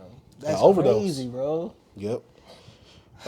Next one, Quincy Jones, November 3rd at 91. Most likely old age. Yeah, old age, but legend. Lived a crazy, very, like, anybody would want to live that's a long, fulfilled life right there. Quincy Huge in freaking black. Jones. Huge Music in black, general, bro. Culture. I was about to say Yeah. black culture. Black culture, but also a staple in music. in Music, general. bro. He was been a part of all type of stuff. Yeah. And last one, Dallas native, Enchanting, June 11th at 26. I believe this one was from an overdose. She's from Dallas. I thought she was from Fort Worth. Dallas Forward, DFW, DFW. area. Yeah. For people who ain't from here, they gonna probably count Yeah. Fort Worth and Dallas together. Man, But yeah. that's crazy. But I also had a list of some other celebs because I didn't want to end it there. Marlena Shaw, a jazz and soul singer, January 19th at I 84. don't think I was familiar with her. I wasn't either. Carl Weathers, February 1st Carl at Weathers, 76. yeah. Actor. Yeah. It's crazy that he had that freaking commercial that was coming on, and like, that's crazy, bro. I was like, hey, Carl Weathers was a commercial. I know. Obviously, he's most known for his Rocky, Rocky and Action Jackson, Predator. Predator. Oh yeah, he was in Predator. the big meme Yeah, where it's him and really. Arnold Schwarzenegger. Them Negroes was huge back then. Pause. Henry Fambro, last surviving member of the Motown group, The Spinners. February I know that 7th at group, but 85. I don't know him. Yeah, I don't either, but he was the last surviving member, so I just want to make note of that. Luis Gossett, first male black actor to win the Academy Award for Best Supporting Actor, March 29th at 87. Not familiar with that work, bro. Me neither. But O.J. RP Simpson, Oh yeah, April OJ, 19th bro. at 76. The glove, art, the juice. My bad. RP to the goat. Hey, that Bronco, B. Hey, bro, I want one. I'm thinking about getting one, B. James Earl Jones, September 9th at Ooh. 93. The voice. You know what I mean? Mufasa and Darth Vader, Come on, man. and was also in Roscoe Jenkins. And then I don't know what's it called. What's it called? Coming to America. You can spoil your royal oats. Yeah. Dikembe Mutombo, September 30th man. at 58. Legend. No. Oh yeah, not in my house. Tito Jackson, original member of the Jackson 5, September Yes, sir. 16th at 70. I didn't even know he passed. Gary Legend. Yeah. I didn't even know. John Amos, August 21st at 84. John Amos. Oh, John Amos Yeah, from the actor. the good Good Times, Fresh Prince. The Roots. Sissy Houston, soul gospel singer and mother to Whitney Houston. Yeah, October she passed 7th away. at 91. Yeah, I know. It wasn't I too didn't long know. ago. Yeah, I saw that. Yeah. R.I.P. The last one that we never touched upon, Tony Todd, November 6th at 69. Tony Todd. Candyman. Yeah, And he was Candyman, Venom in the yeah. latest Spider-Man video game Okay. on Spider-Man 2 on PS5 Todd. exclusive. You look for Candyman. And Final Destination as well. I believe he was working on the last Bro, one. I as ain't well. watched that movie in a long time. No, bro. he was working on the last one that's coming out. For real? Yeah, so I don't know what role he would play in that, or if they're Did gonna you use watch his the new voice. Candyman that came out last year? The one with the dude With that old played dude? Aquaman? Yeah. I watched it like 2 or 3 times. I ain't watched it. You liked it? I like it. I think Jordan Peele produced it, I believe. Yeah, I didn't I watch think a woman directed it. I forgot her name. I apologize. Yeah. But yeah, I enjoyed it didn't for what it watch was. I get it because when you got something black, you got to add the black layer to it sometimes. And sometimes I'm just like, I get it. We got to add this though. I get it though. Like I said, That's how I you went felt to the about- black experience. That's how I felt about the show Alex Cross that came out. We just finished that this week. I felt the same way about that show. I told my girl, I said, this is literally the only added part to it. And I hate to say this, B. You shouldn't assume that a black person is bad so-and-so. I was like, most of the people that he arrested in this show was black because they were doing something bad. And also, it was in D.C., one of the black meccas. I didn't like that. I'm like, bro, Yeah, because one of them was that woman, especially that one to write off that one guy's death. Yeah. Coon. She was a coon. Yeah. But then, they will give her certain blackisms where I'm just like, why are you making her like extra black though? Like you add the extra little spice to it. Yeah, I just hated it. First episode, because we finished it we watched it the day it premiered, and then we finished it probably like last month, I think. But yeah, I think it's okay, but I feel like they did too much at the end of the show. I they had think too many plots at for, the end. For me, it was a 4 out of 5 overall because I really do like Aldous Hodge in that role, even though he comes off a bit like Denzel, a bit too much like Denzel at times. I think he gave off really good performance. Most of the characters in the show, that's a black stereotype. What they do with the black officers. yeah. But the way he delivers, it comes off as Denzel to me. Especially the way he talks, it comes off so like mini Denzel to me. You gave it a 4 out of 5. I gave it a 4 out of 5. You liked it too much, B. I don't like that. I liked it because one, there's not many shows where I'm just like, dang, like I hate this character, I hate this character, I hate this character. Most of the characters especially the main characters, were very likable. They did 1-2 little things where I'm like, dang, I don't like this. It felt a bit too cookie cutter, like you get what I'm saying. And sometimes I have many complaints, but I was just like, dang, like this wasn't something where it's like. For the main character itself, I really enjoyed him, especially as a character. And I was like, I really like the way that he's going about things. I just hate that he was too smart sometimes. I'm like, you figuring this out a little too easily right now. And they didn't really give him many character flaws besides him grieving and him not getting over that. And that's pretty much even a flaw. And it, Yeah, but they tried to play it into the story a good amount. And it was like a year ago, and you already banging another shorty? Yeah. Right. Yeah, I was like, that was kind of quick. At first, I'm thinking like, oh, they spies together. Then I was like, oh, no, they're actually dating. I was like, that's crazy. One day, bro, we might have BBC TV reviews and stuff, bro. Because I go in. I'm a snob when it comes to stuff like that. I will say, though, the last episode was very forced. But I feel like that whole second storyline was forced. They should have left that. The one where the guy tried to come in. I predicted it. I said, yo, that's his mom. Yeah, I said that, too. When that was showing too much, I'm like, oh, that got to be it. And then they not letting her. Oh, yeah, that's the mom. Mm-hmm. Yeah, it's something with her. Yeah. And then I was just like, because I kept thinking to myself, I'm like, they leaving this open, they leaving this open. I'm like, this is going to be like that. I'm like, they should have left that for second season and made it a bigger thing. If they was going to do a second season. They do one. It broke mad records. Bro, it broke mad records. It did? That show? See, my granny watched that show. I never heard anyone talk about it. No, that show was huge. It broke like. But that's because it came from a book, though, right? Yeah, it's from I watched the actual book. James Patterson, I think he did it. Mm-hmm. But yeah, Alex Cross the series. Yeah, I enjoyed it. I thought it was good. Yeah. Like I said, I do have many problems with it. But, I've been very critical of black media recently, especially with them Tyler Perry stuff. So I was like, man, I got to give this one some Tyler Perry actually played him in a movie, Alex Cross. Oh, that Cross movie? Mm-hmm. I didn't know that was actually him. I thought that was a different one. I was like, oh, Tyler Perry played a character named Cross. I didn't know that was him, though. Was the movie good? Let's get to this review. But that's about it for the hip hop news and current events. Okay. That's about it for hip hop news and current events. Let us know what you think about these people that have died, how they've affected your life, or other people that we actually missed out on that we didn't get to talk about. But it's time for us to talk about our one and last review of 2024, SZA's Lana, which is a SOS Deluxe, which I hate. I hate that they tacked it onto SOS. I even went back to SOS, but I'll talk about that later. Yeah. But I hate that they tacked it on because the whole marketing scheme, the whole marketing ploy, the whole streaming thing. I hate that they did that. SZA, you literally could have had them 15 tracks on its own. I don't have the choice like he does on Apple Music. So on Spotify, it's all there, and I got to just suffer through it. Delete. Apple Music, bro, it has some stuff that makes it goated, but it has some stuff I'll be like, That you miss from Spotify? Yeah, like albums. It don't have certain albums on here that people don't have their albums on here. No dope on Sundays not on here. Dang. It's a lot of like Joel Santana stuff I want to listen to not on here. Some stuff from Styles P not on here.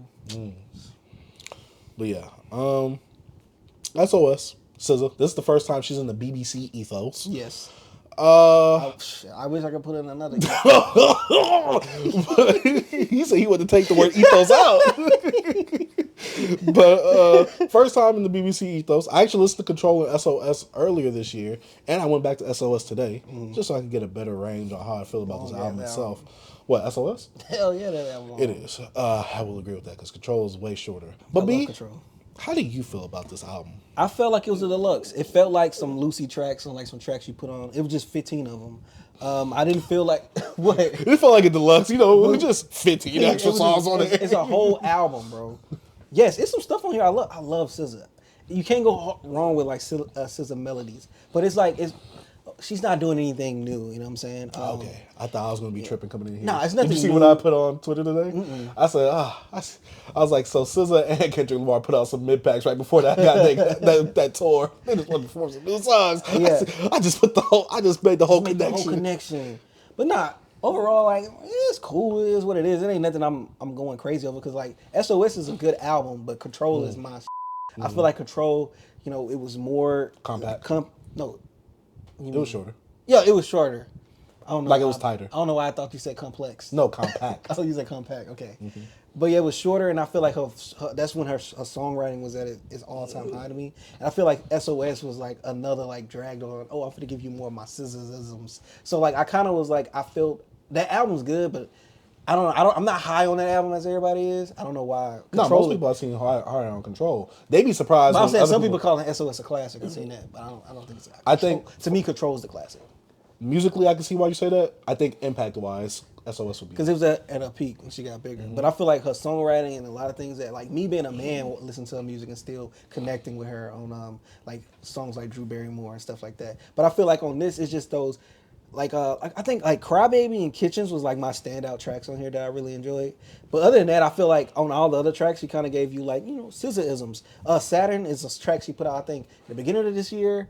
Or last year. Yeah, I like Saturn. Saturn's a cool song. It's on the radio a lot. Yeah, Saturn's a cool song. But like the songs that stood out to me was Crybaby and Kitchen. Those are songs that I liked and I'm like, yo, these gonna pop up I'm gonna keep in my rotation. But overall, man, I don't know. I didn't really care for this. It wasn't bad, but it wasn't like something to be like, oh my God. You know, I always see people glazing before the album ain't been out. They dick eating, you know what I'm saying? Especially on the 30 for 30 track with her and Kendrick Lamar. Like, that track was just like, why did y'all do this? And like, okay, you did a generic flip of getting an old R&B sample and I'm glad I switch wasn't band. tripping. And it was like, I felt like they was doing too much on that. And I'm like, the sample was all right. Like, I'm like, but I don't like how they did this, you know what I'm saying? And chat. Yeah, she felt like she was forcing. I'm like, yo, modern. what you just left Kai Stream. Like, come on, man. I don't know. I didn't like that. I didn't like Kendrick on this at all. I really didn't like him on this. I was like, I didn't like. But B, what about the subliminals he gave to Drake? I don't even care. Everything will be a subliminal at this point to Drake if you look at it. You look too much into it, or if you care. I don't even think it was subliminal. Criminals, yeah, just Kendrick has always had these jabs at people in general. And then 30 for 30, they had a 30 for 30 freestyle on What a Time to Be Alive and all that.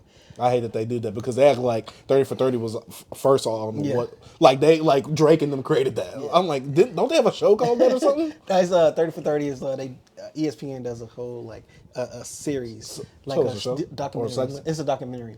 No, it's actually films. 30 for 30 films. Oh, okay. It's like each 30 for 30 is a different film from different directors. Yeah, this is. It's an album length, but it didn't feel like an album. It felt like a compilation of tracks. That's how I felt about it. So that's why I think it got the deluxe stamp on it. It just felt like a compilation of tracks. It's like the same way that like Doechii put out the mixtape because it felt like a compilation of tracks and it felt like an album.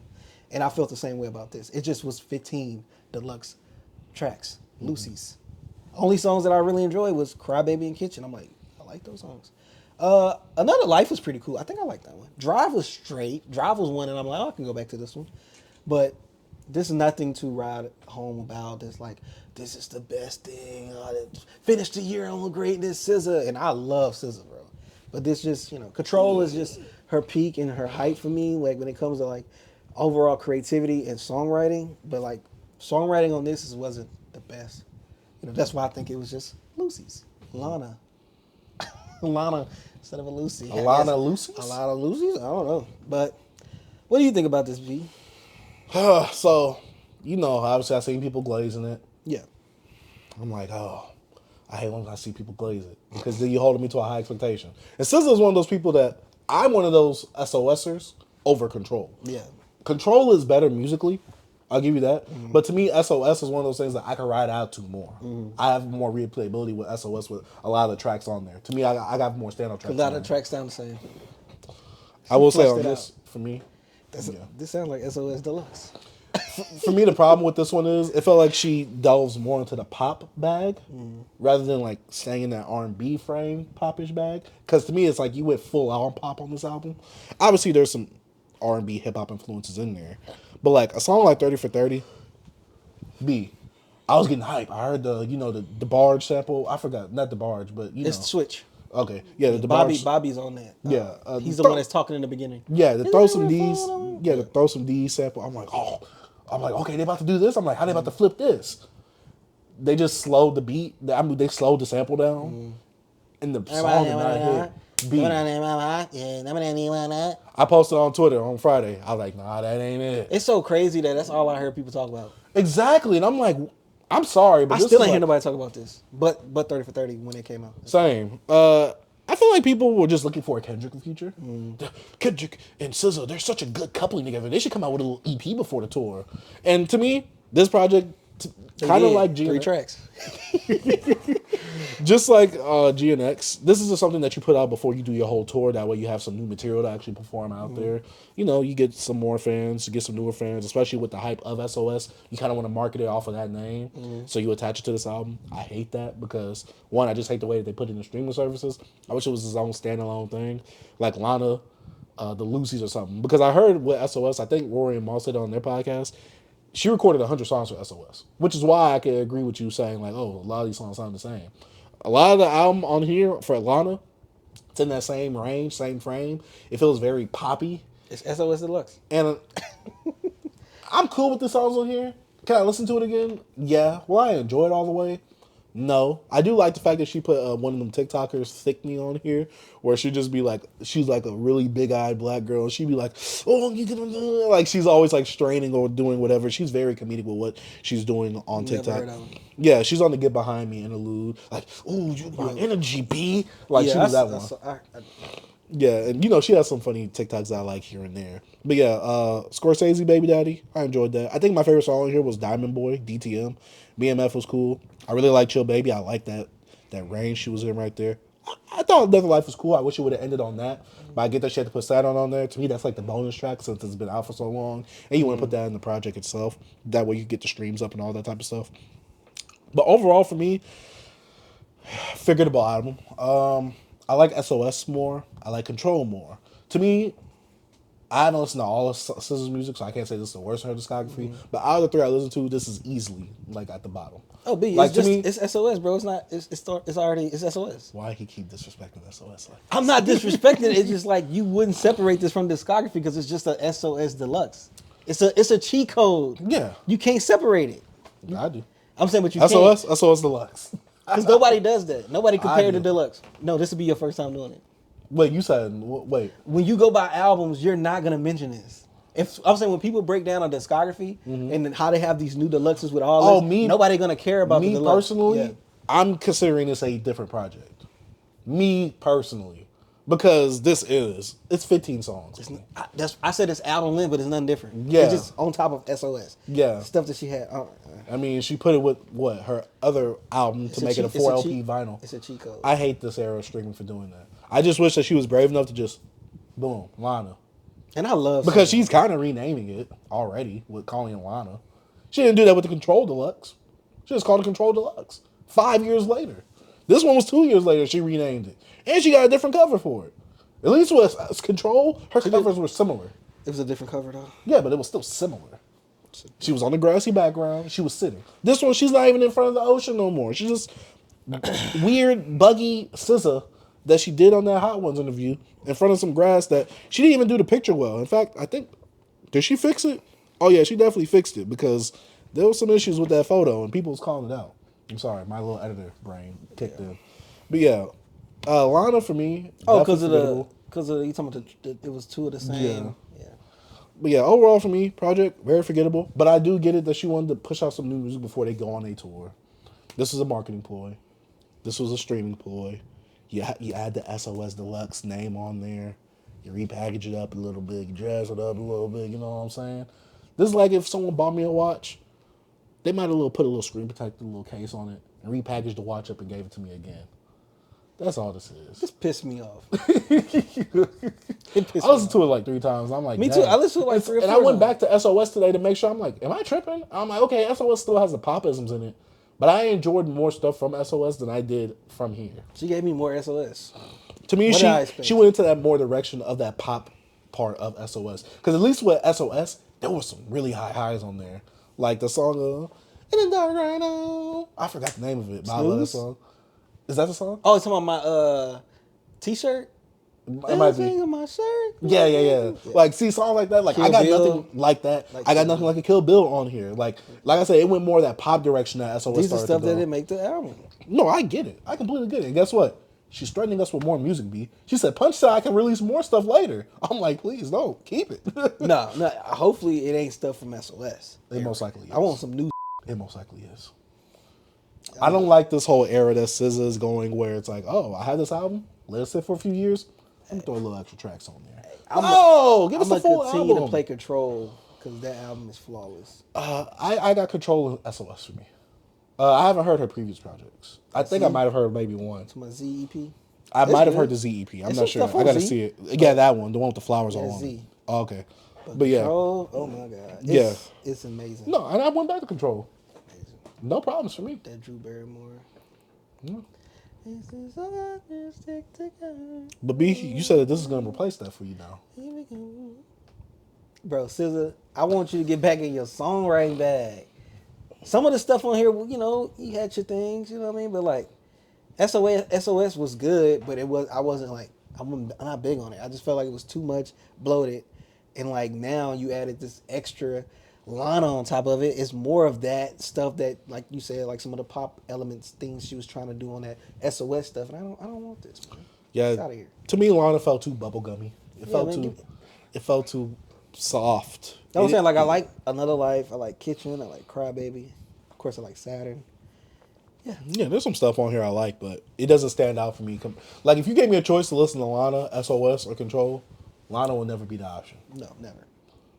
No offense. It's like, I know some of you SZA fans, some of you Kendrick and SZA fans, some of you TDE fans, y'all gonna love this because y'all just eat anything that they put out, which is cool. Y'all can do that. We not sheep over here. We actually give our raw opinion. Yeah, but I'm not even saying this is bad. It's just not what like I'm looking for. It's not like what bad. I want. Yeah. It's just forgettable. Very. And it's not returnable for us. I'll go back to like 2 songs, but I don't know. As a project, I mean, it's not. Oh no. That's I played it like 4 or 5, like probably 3 to 4 times today, and I played it like a once Saturday. Mm-hmm. But yeah. But that's about it. Tell us what you think about this album, Deluxe album. Let us know what you think about Lana. I'm gonna put SOS, whatever the album is called, in the title, and I hate it. I freaking hate it. I guess Lana is that bug name, that character. Well, Lana's her actual government. Oh, that name. Is her name. Right. Which is why it's like, why'd you name this self-titled? Why this? But yeah, SZA, Lana, let us know what y'all thought about this album. Solana. Yeah. Solana Amani, right? But let us know what y'all thought about this album down in the comment section down below, wherever you're watching or listening to this too. I would not be returning. It's inoffensive, but it's not something that's memorable for me. So yeah. But B, I think it's time to start the award show. The 2024 BBC Hip Hop Award Show. The thing that you guys have most been waiting for. It's time to start it. It's here, baby. It's here. It's finally Oh, we are here, baby. Yes, sir. It's time to actually get into the meat and potatoes of the show right here. And B, I think we really curated our list. You get what I'm saying? This is our first award show, so you guys got to give us a little bit of slack because this is our first time doing this. Because next year we'll be bigger and better. We'll have special... But, we got a few categories. Our joint top 10. So basically a top 10 for the actual podcast, the stuff that we reviewed together, and that we'll be giving our top 10 list on what the show thinks is a number 1 album that we both reviewed. We have another section called the Overrated albums, where we talk about some of the albums that we felt got a little too much praise, a little too much hype, that didn't really earn it. You get what I'm saying? Then we got Overrated. Then we got the worst. Self-explanatory. Worst albums. Yeah. Sleeper, the underappreciated, most slept on, the albums that people wasn't talking about enough, wasn't giving too much shine on enough on them. And then we got the Oldhead / Unk section. And then we're gonna talk about some of the album, some of the artists and albums and moments in hip hop that we really enjoyed this year. Just having a look back at 2024 as a whole. But B, which section do you think we should start off with? I think we should go down, bro. Like, cause we want to do the list at the end, right? Of our top 10. So because we also have our personal top 10. I forgot to say. Yeah, we're gonna talk about that too. That's gonna be the last one. You know what I'm saying? I say should that be the second to last one? It could be. Should our personal list, be the second to last one or last one? It probably should be the last. I mean, the second to the last. Yeah, because I think with us having album of the year at the end. Okay. I see where you go. And I say we start off with Overrated, bro. Let's just go down the line. All right. Let's go ahead and talk about some of the most overrated hip hop albums of 2024. Me and my boy, we created a list. Yes, we sir. curated that bad boy. And we made sure to I have our real thoughts and opinions on here. In this overrated part, we're going to talk about some of the albums that we thought just got a bit too much praise. It was rated a bit too highly. And we feel like they didn't earn all of what it was getting. You know what I'm saying? And the contenders that we have, the nominees. You got 5 nominees for each section. West Side Gun, Still Praying. Denzel Curry, King of the Mischievous South, Volume 2. Eminem's The Death of Slim Shady. Doechie's Alligator Bites Never Heal. And Logic's Ultra 85. Now, B, I guess we could go down each of these albums. We start with West Side Gun, Still Praying. This album, to me, as someone who is not a West Side Gun fan, I enjoyed it for what it was, but that's where it stops right there. Because for me, I was like, this don't really deviate. It don't really bring me back in. I love DJ Drama on it. Production-wise, I thought it was a standout part. There were some misses here and there, especially with that one super slowed up song where he was trying to rap like he was from Houston. You talking about Speedy? Is that the name of the song? I'm so speedy. Yeah. Don't take me out to 80. And then we had the Griselda posse cut. I thought it was cool. Shit was lengthy. But, whoa. But overall, to me, this project, very forgettable. I've seen a lot of people saying, West Side Gun is back. Oh, our Lord and Savior is back. Let me finish. Are they talking about it now? It's the end of the year, B. Have you seen it, B? Be honest. I haven't seen it in nobody's top 10 Have you list. seen this, B? In the list, have you seen anybody bring it up? B. Over effing rated. I agree. Bro, West Side Gun did that, disappeared again, off doing wrestling stuff. That fourth rope thing or whatever. Yeah, like, cool on that. All your, endeavors. Do everything and achieve all the greatness. But no, them fans get on Twitter and get to typing on X and just started just yapping, B. Oh my God. Best West I heard in years. He's back. Bro, he's still the same. Get out of here. Wes, I did this in a day. Oh, it sounds like it. But they think how you do this in a day? This is so great. No, it's not. It's the same shit. Like, come on, man. Get up out of here, bro. Next project we have, Denzel Curry's King of the Mischievous South Volume 2. This album, for what it is, it's cool. Like, we understood the concept of this album. We're from the South. Mixtape. We get it. But the way you guys was glazing it, I seen some people listen to it. First listen. Oh, this is album of the year. This is one of the best things Denzel Curry came out of. Oh, remote me see your eyes over time. Right. And then Denzel wouldn't even say this because it's not the type of work he's trying to put together for this. And y'all guys get on here. Y'all get on y'all get the phone in y'all hand and y'all put y'all phone in y'all mouth. I just think that they put the apron on and put that green hat on and they get to work at glazing. That's all they do. And then he came out with the 5-track deluxe. I didn't see no one talking about that. Y'all love this album so much, but y'all didn't care about the deluxe? Even after he reorganized the tracks to make it sound like an album? It's out of here, man. Get out of here, it's not a bad album. Denzel does what he does in his mixtape vein of him paying homage to 3 6 Mafia and Southern hip hop. But this was not the album that you guys was making it out to be. This was not the mixtape that you guys making it out to be. And when we talking about this, about the artists, if any of the artists see this, I'm sorry, it's not about you. It's these freaking fans. That's why we mostly having a discussion about them. Yes, we breaking down the art. We got to talk about these fans and how they glaze and how they put their phone in their mouths and they suck it. All right, They do a good job at that. Next one. This one's going to piss somebody off. A few people, maybe. Eminem's The Death of Slim Shady.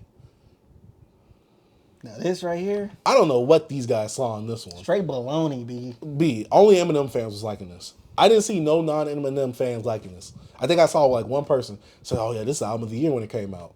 Part of that podcast that you know I'm cool with. Yeah.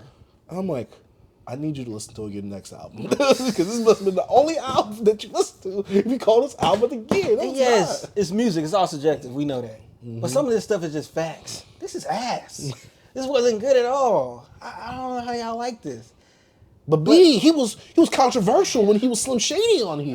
We don't want to hear that, bro. Get out of here. Yo, Eminem. I don't know what it is with these old heads or unks coming in the game. They think, oh, I'm going to say something real crazy. Get the crowd going with this one. I'm going to say something about short people. I'm going to say something about mentally challenged people. I'm going to really get them going with Slim Shady. It's not the same. Eminem, you're 60. Like, it just didn't hit the same. Yes, it's some quote-unquote good rapping in some of these parts of this, but overall, it's cheeks. Yeah, do you fans calling it album of the year? Having it as your profile picture? just glazing it. Oh, bro, those, you know them. Yeah. You know who he bring out. Yeah, He School brings. shooters. They start dyeing their hair black blonde. Hey, B, Slim Shady hair blonde, and Alex Cross, the main kid, the main villain, blonde. He was listening to the Eminem. You know how they be. I don't listen to rap. I listen to Eminem though. He's the truth. Eminem definitely gave you something different. Yeah. He really raps nowadays. Something hip hop is missing. Dog, you only listen to the mainstream hip hop talking about all the way hip hop missing. What are you talking about right now? There's so many lyrical people. Get out of here. And there's so many lyrical people that's making better music than this. Facts. Next person we have, Miss Agenda herself. Doechii, alligator bites, never heal. Yeah. See, look. Doechii, talented. Doechii, put out some good body of work. But B, we gotta be honest. Y'all forcing it. Y'all forcing it. Y'all bro. forcing it harder than LL Cool J. Hey, we gonna be like Tory Lanez dad. TDE must crumble.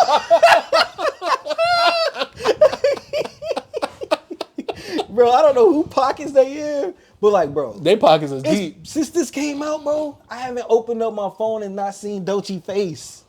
Like, okay, cool, it's good, but B, is it forced? Oh yeah, it is. But B, it's just the good marketing behind it.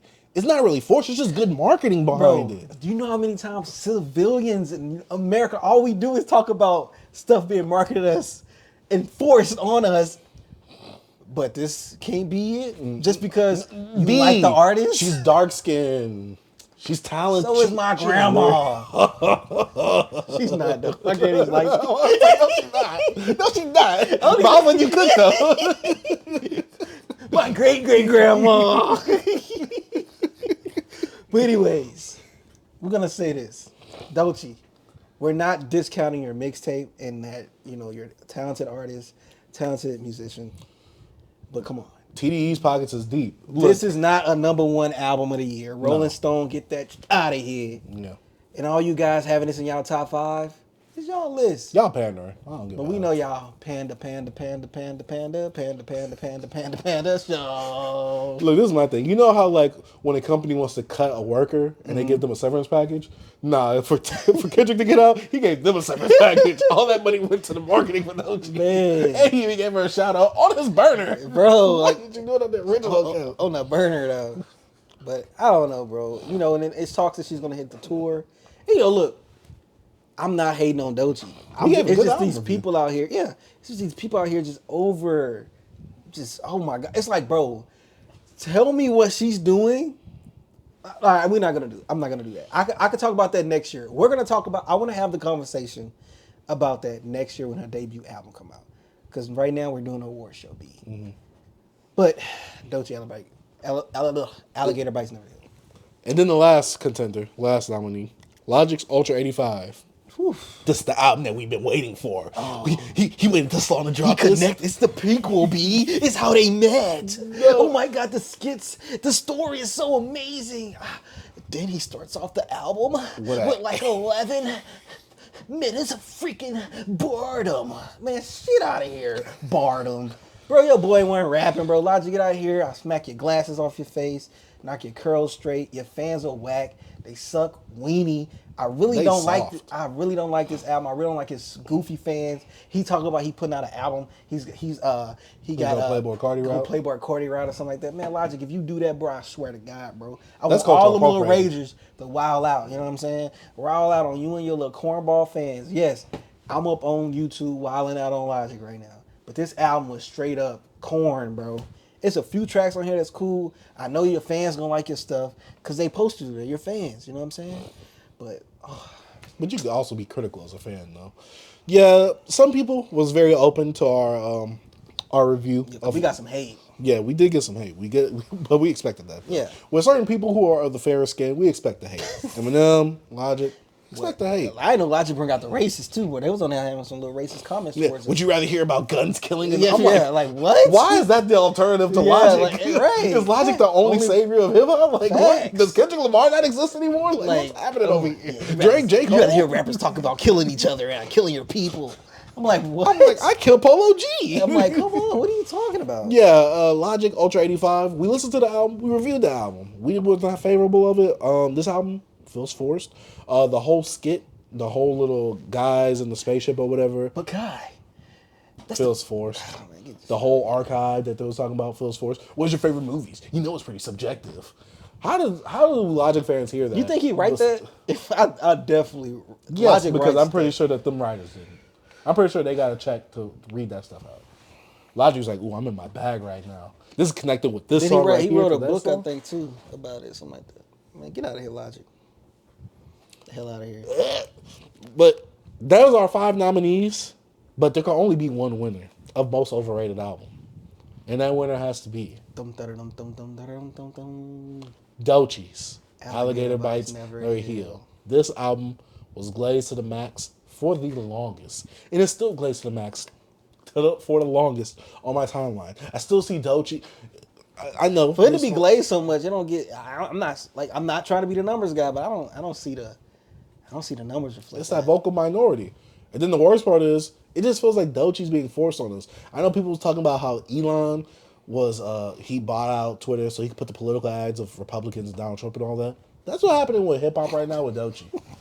She is the Donald Trump right now. They got Doechii tweets in Q, bro. Like every day to come out on. B, remember that one thing? It was when Boom Bap came out, the music video. Literally every little hip hop page account had the exact same definition for Boom Bap. I'm like, oh, y'all all getting paid. Yeah. I see the game now. Hey. And I'm not saying that Doechii makes bad music. You should be marketed. But it shouldn't feel like that you're being forced upon us. And then when people are actually critical of Doechii, They guerrilla marketing, B. Facts. They going hard. They promoting harder than me on this show right But here. she just did a Issa Rae joint. She had Issa Rae on Genius. And then they was talking about how on Genius, we always knew that she deserved something. I'm just like, cut it out. Cause she was on Genius before from that one song, but And we're not saying that she isn't talented, that she doesn't make good music, and that she's not a talented artist. It's just like you guys are overestimating the impact of this album right here. Now this might have the Section 80 impact for her and her career in terms of like what Section 80 did for Kendrick. But first of all, that expectation of it being the next Section 80, or I'm getting the same vibes as Section 80. Punch. Stop that. Section 80 dang near a classic in hip hop. that joint had rigor mortis on it. You dead. Hey man, get out of here, bro. Yeah, like I said, Doechii, very talented artist. That album is not as perfect as people make it seem. Yes, we get it. She's black, dark skin, colorism. Artsy, she's not gay. many women. Yeah, She's gay and straight at the same time. Yeah, not many women have this type of look in hip hop. I think She got a BBL. I think mainly the reason she's getting the praise like this is because there's such a drought at actually good, talented female artists with a lyrical ability. But guess what, B? We had another woman this year came out with a better album. Rap better performance. Rapsody. We love Shay Noir. But she the OG, bro. We all no, she is. But B, they act like this is the only female that was rapping this year. I could have swore Shay Noir and Rhapsody was rapping this year. Glorilla wasn't rapping. We're rapping, but she had a way better than Doechii. Yeah. But yeah, Doechii, you have won the BBC 24 Most Overrated Album of the Year award. I'm sorry, this isn't your fault. Well, it kind of is because Punch and all of them are marketing you like this. But also, it's mainly the people on social media. Because I never heard anyone in person talk about Doechii. I even let my girl hear this. Yeah.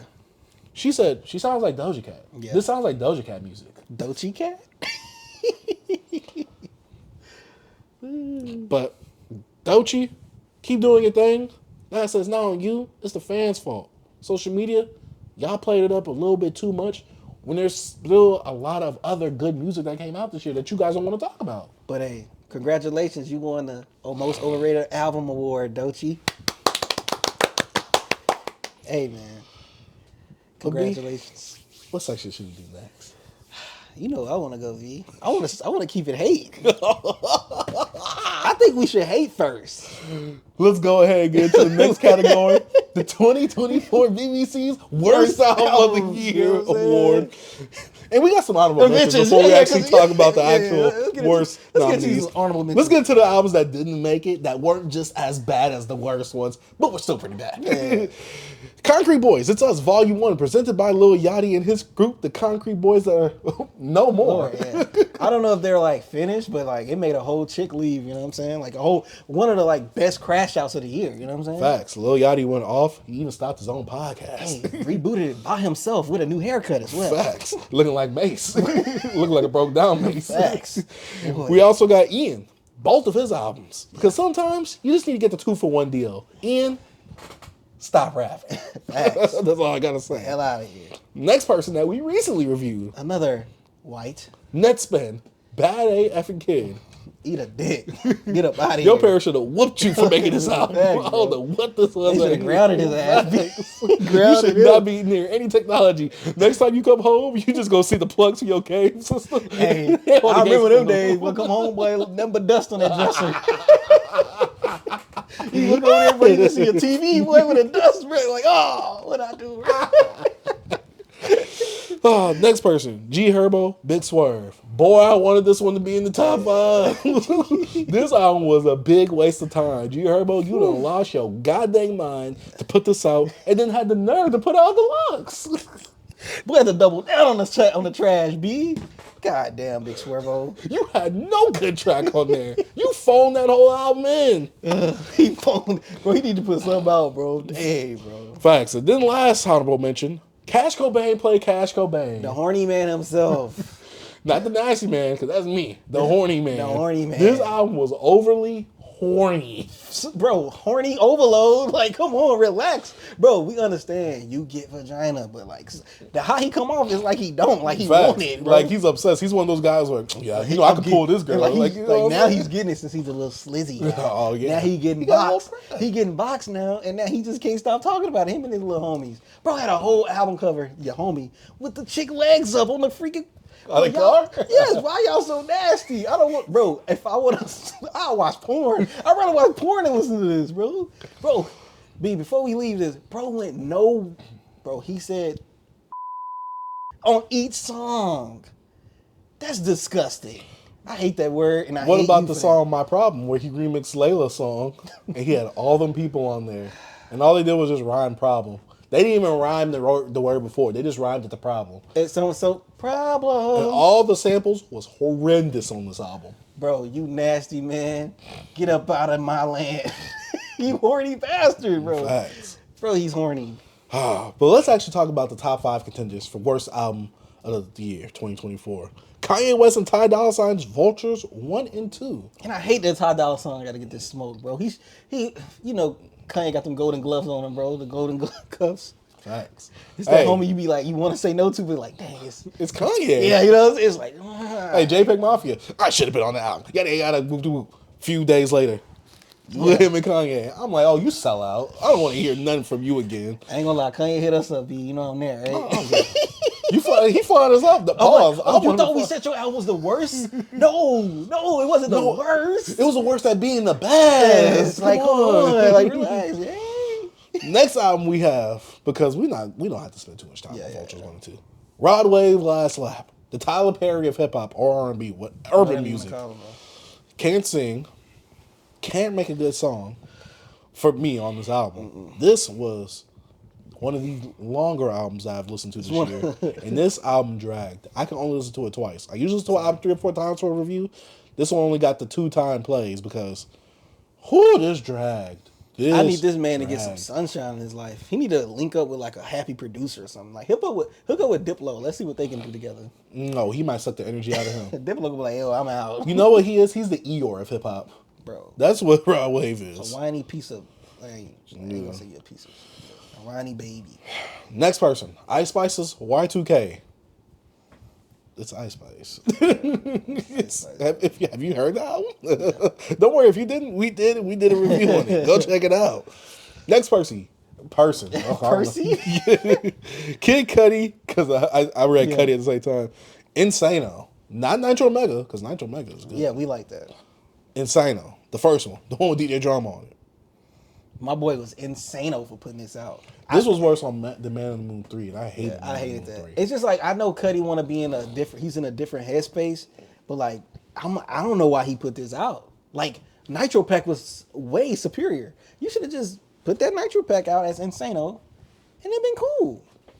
I'd be like, nice. But sadly, it had to be mixed in with this. I'm glad that Nitro Pack Mega was its own separate thing. Yes. Though. I'm glad it was its own separate thing. Because that gave me the old Cudi vibes again. And like nobody talks about this album, and I'm happy. Yeah, I'm glad that it was one of those forgotten ones at the beginning of the year. Yeah. It deserved to be. It got swept under the rug, just like 21 Savage's Just album. like Dust. Yep. As it should.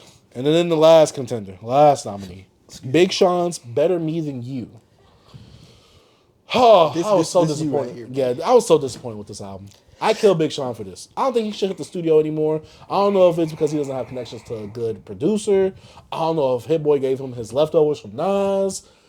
I don't know what it was with his beat selection on this album. I don't know what it is with his rapping ability. Oh, this is the mature Sean album. We got that in Detroit too. We already got his magnum opus with Dark Sky Paradise. We got Detroit 1. What are you doing with Better Me Than You? This concept that you have in this album is so loose. And I get it. You went through fatherhood. You're a family man now. I don't give a F about that if you're not making it sound interesting. You made nothing on this album sound good to me. You tried to steal Baby King's flow with that one song, yes.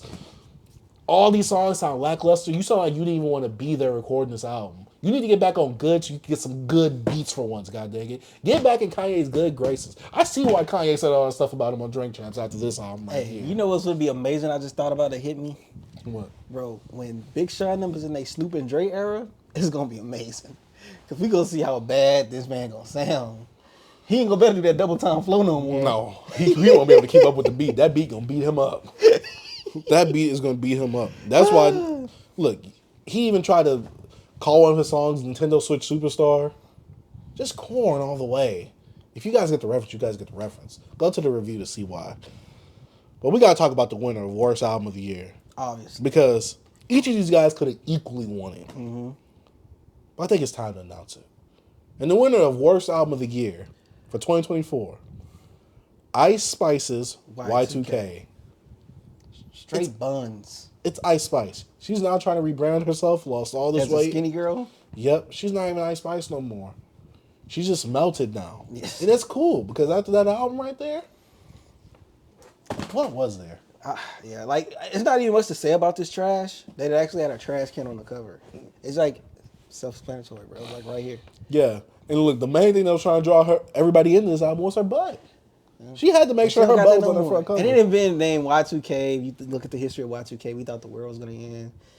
My world ended when I heard this. I wanted the world to end. Almost ended, B. I thought this was bro. Be honest, bro. How the year started, we had like one album that was like you know, we had Rock Marciano, but like the year picked up. The year looked a little slim. I was thinking like, was this the right year we started this pod? Because it was looking a little scary in the beginning. It was. So, congratulations to Ice Spice. You are the winner of the worst album of 2024. I would hate to have that award on. She's the first winner, B. Congratulations. I mean, she lost all that weight, so I guess that's a W for her. It's a win for her. Yeah, actually 2 wins now. She won Worst Album of the Year. That's 3. Actually, that's 2 wins. Worst winner. I don't know how you won over Kanye and them, but you somehow did it. Jesus. But B, I think we're kind of done with the hate.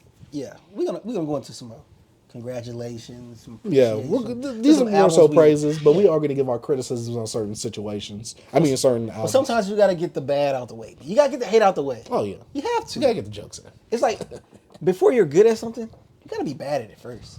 So we had to get the worst stuff out. I don't think a lot of them are going to be. I don't think a lot of them can recover that from the worst section. They ain't gonna get better, B? No. Ice Spice is not. Well, yeah. Oh yeah, easily. I don't even know. Ice Spice doesn't even know how to peak. I know there's no going up. She has a peak eye. Peak of thickness. Looking like Pinky Jr. Yes, sir. Pinky toe. Nah, Pinky now looks like thumb. That's why Ice Spice is on her way to look like. Facts. But I guess we could go into our sleeper album of the year. Yeah, our underappreciated album of the year for 2024. And the nominees that we have, Shay Noir's The Lotus Child. Great album, man. We really enjoyed this one. Like I said, for each of these albums, we do have a review for them, so make sure y'all go check them out. Shay Noir's Lotus Child, love the production on there. Loved her rapping performance on there. This is my introduction to her. Yeah, short and sweet, straight to the point. Everything just felt together, you know what I'm saying? And in a compact, digestible size to where it added the replayability to it. Yes, sir. And I love it. And she had songs with some substance, too. Exactly. Like that. Next artist we have Rapsody's Please Don't Cry. Yeah. An album that we feel a lot of people didn't talk about. A lot of you guys say that we're in a drought for females MCs to actually be rapping. Well, we had one rapping this year. It's so crazy how, like, I'm sorry, but I was thinking about when I was writing my review about Rapsody, how like you have like Kendrick Lamar, you have J. Cole, you have Drake, right? Why for the hip hop female side, they don't allow that space? Because none of them want to hear it. And when they do that, they all grouped as the same person. At least Drake, J. Cole, Kendrick, they all come off like very unique and different. While with women, it seems Rapsody is so different from I them. agree. What if Rapsody had a BBL? What if Rapsody was thick? But rap people like would that? pay attention. But If then she they'd was be like, thick oh, she's and- too smart for home. What if she thick, but she don't show it? She like a Janelle, how Janelle Monáe came out wearing the suits, and like, what if like Rapsody was like that, and then she starts showing that body, but she's still not shaking nothing. She just rapping. You know what I mean? I don't know. Like, why is there no space for her? Because I feel like she could be in the same spot as a female, which I hate to split it, but it's how it is. I don't Like, think why there's no she couldn't way be for the you, space there's no for way for you to Kendrick? market that. Because even with Doechii, she has to twerk every now and then. Well, Doechii is gay. She's bisexual, so she's Yeah. gotta show a But sexual. also, she still is able to twerk. Yeah, Rhapsody is bisexual too, based off the album. but she don't have to. You know what I mean? She don't She lead wanna- with that. No, she don't. A lot of women lead with their sex because sex sells. Yeah. That's why Doechii had to get that BBL. She couldn't I be out think- there with a flat ass rapping like that. Yeah, I agree. But Rhapsody's album, definitely one that wasn't talked about enough. It wasn't, man. Like, it's like, this flew under the radar, and this was a really, really good album. One of the best, if not the best female album that came out this year. I don't get why people aren't talking about this. You guys want women that rap about substance. We have one right here. Especially one that's older, that's been in the game for a while, highly respected by her peers. I don't get what a disconnect is. Yeah. Especially amongst people who are hip-hop fans on Twitter. Hip-hop fans on the internet. You guys are looking for this, but then when someone puts it out, crickets, crickets, crickets. It's because you guys don't want it. That's all it is. That's all it is. They ain't gonna listen to it, B. Next album we have, Absol's Soul Burger. So Burger. Now we seen Absol kind of crash out on the TL. Yeah. We seen a little disrespect on it. Why y'all act like y'all don't see me? Ah, that's so ironic. I was gonna say something, but I'm gonna keep it to myself. Why? Because I said so No. ironic. The CB thing. That's what I'm saying. Ironically. I'm thinking the same thing.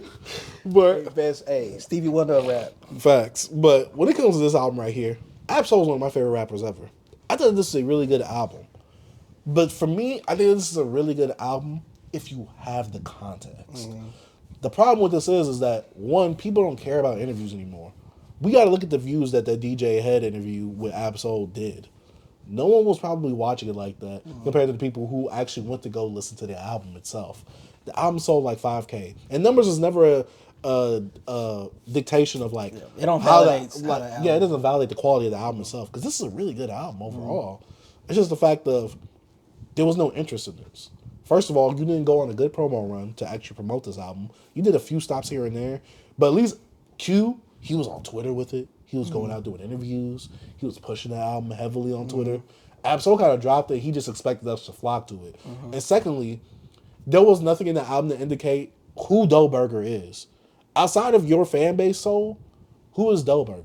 That's the main thing. Yeah. We don't know how that's symbolic to you or this album or you having the braids. There's a lot that actually goes into it, and that's the problem. That Absol keeps it all in his mind. He didn't put it in the actual album itself. You need added context for this album to be heightened. Because in they the don't know that experience. Doe Burger wanted you to do some bangers. He didn't really rock. He didn't like your music, but he wasn't listening to your music. You didn't have the slaps. So most people don't understand that concept. So yes, it's gonna be a sleeper album, unappreciated. Only kind of can blame Absol for this. Yeah, I gotta blame Absol for this because, like I said, if there was a way for you to put it in the album itself, I think it would have been a lot better. You could be like, oh well, you gotta look at the. Because I seen a short of him saying, "Oh, they made Rap Genius for people like me because I'm a rap genius," and I'm just like, "That's your problem. You want this. You want people to see you, but it's like you kind of like seclude yourself into the certain section, and you make the album not too eclectic because obviously it's just one of his more easily accessible ones, especially that and Herbert. But for me, like I said, you need that added context to get where this album is going at. You need to know who Dolberger is. You need to get who Soulberger is, this character that he's forming, and why the album sounds like this. Because without that context, it just sounds like Ab-Soul is fishing for a single. It sounds like he's fishing for radio play. It sounds like he's fishing for mainstream. And with the added context of what I know, because when I first listened to it, I was like, I don't get it. I'm like, this is good music, but I don't get it. Once I saw the interview, I'm like, okay, that makes complete sense now. Yeah. Like I said, I like this album. I think it's slept on, but you need that added context for it to be Because at least with Herbert, he was out more on bigger publications doing interviews and stuff like that, and like he got the story out of like the things he'd been through, like you know what I'm saying. So like I was hearing things without even going to go listen to it. I was seeing it, but like when it came to like the social media aspect of like seeing your perspective, I didn't see it. I had to go to it, and sometimes you have to build that around. You know what I'm saying? Like yourself, like you said, what Q did, Q didn't do his traditional, oh, I'm going to go to Breakfast Club, I'm going to Hot 97. He kind of hit up like up-and-comer people. Like he hit up Nadeska, you know, things like that. And he also did having a lot of discourse on like social media, on Twitter with people. It's like if Ab-Soul was taking that approach, I feel like you could have got your album out there a little more and people more interested to listen to it. They're like, who is this Ab-Soul guy? Because, bro, a year or two, music can change. You got people that's coming from 11 years old to 13, from 13 to 15 in 2 years. Their ears are, they getting, it's new things they're getting, involved in with music and stuff like that. New trends. You still have to introduce yourself in a way, especially being an artist like you, because he's not the artist that's a household name, to be honest with you. And for the people he knows that. And for the people who do know Ab-Soul, they was disappointed because they was like, what is this? Yeah, they didn't understand. They just, okay, I'm going to get Ab-Soul, but they didn't understand that this is Ab-Soul mixed with Doe. And even Ab-Soul said, this isn't an Ab-Soul album, this is a concept album. Yeah. Like, with that added context, yes, this makes sense. And he was like, look at this as a new artist. And even when he said, yo, we got this new brother, I like this brother, Soulberg. See, but people wouldn't understand, you know what I mean? They didn't know that, oh yeah, let's listen to this as a different artist. And then with him having the, welcome to Soulberg, how can I take your order? Yeah. Like, that's so, like, people won't get that, because it's like, so Soulberg a restaurant? Like, yeah. So that's the thing where it's like, if you don't have that added context into it, or you could be like, I don't know how you would have added it into the album. And I know buying physicals isn't a thing anymore where you actually open a CD and you read the pamphlet and all that. So yeah, it's one of those things that it's to me, that's why I was slept on the most. Good music, but overall, like the execution of it itself with the album and nothing else, people could miss a lot of context with that. But for these next two these contenders and nominees, we actually got to choose our own sleeper album. So Cavalier, different type of time. Be watching this one, be a sleeper. Yeah, I know it's a sleeper album. I wish it was, more of an appreciated album. But I know Cavalier, he's getting a little buzz this year. I've been seeing a lot of people talking about it. But it's still one of those sleepers. Like, you don't see, like, big talking heads talking about this. And this dude, like, he's been out for years. But now I feel like this year is, like, his coming out party, that more eyes is being on him. And I know that, we're smaller in the hip-hop space right now, but we will grow. And at this time, I want to let people know, like, hey, yo, we was on him probably first. Like we had, we was putting him in the Rolodex talking about these artists.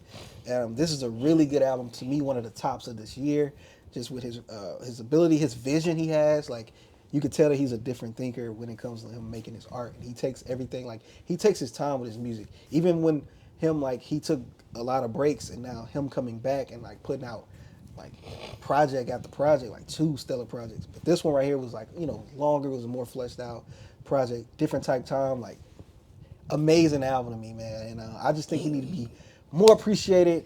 Cavalier, man, is really dope. And yeah, man, I swear if you guys would listen to this, he probably been in y'all top 5. I'm just saying. But Cavalier, different type time, amazing album. So what you got? My sleeper pick was Maxo Cream's Personification. Maxo Cream is an artist from Houston. We're both from Houston, Texas. And for me, this is a sleeper album because Maxo Cream is one of those dudes that he's not the most lyrical.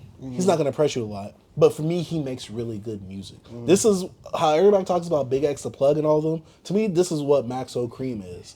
He makes very digestible music, very humble music. He makes music that I feel like many people who live a certain type of lifestyle that he actually lives himself, they can relate to. Plus, he makes really good music overall. Some of the songs on the album itself, the one with Tyler, the Creator, The one that he has with that Mexican OT. Even a Rob 49 and Skill Street Fraternity. I like the Street Fraternity. It's amazing.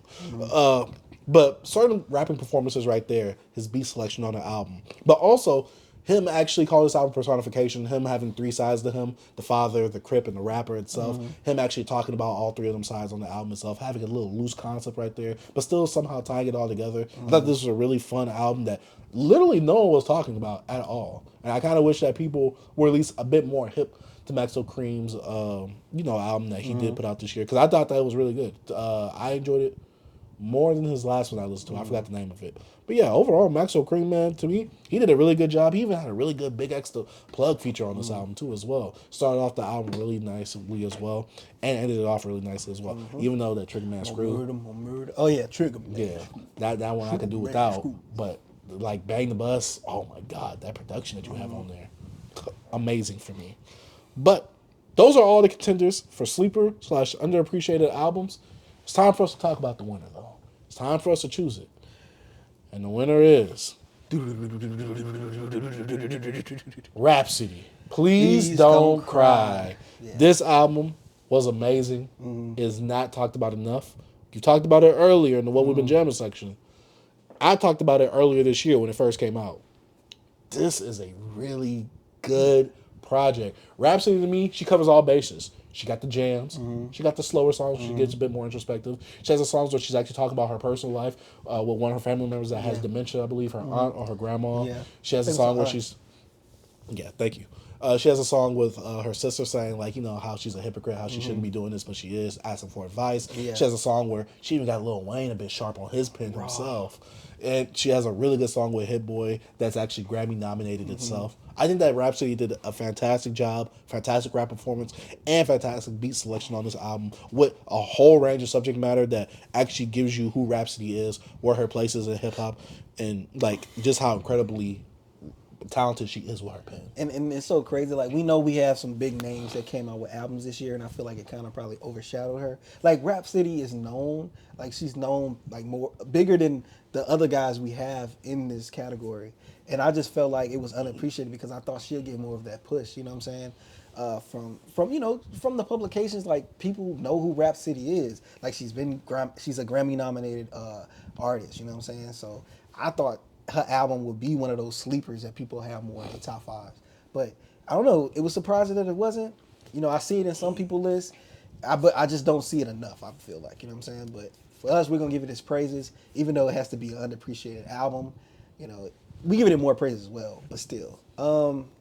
Rapsody, Please Don't Cry was phenomenal, especially like you said, like the introspection, just even though she had some jams on here as well, and just, I don't know, I think it put a good overall package right here, bro. Like, really well thought out, and I'm saying, like I said this before, I love rappers that rap when they got something to say, put out a body of work, and I feel like Rapsody do that every time.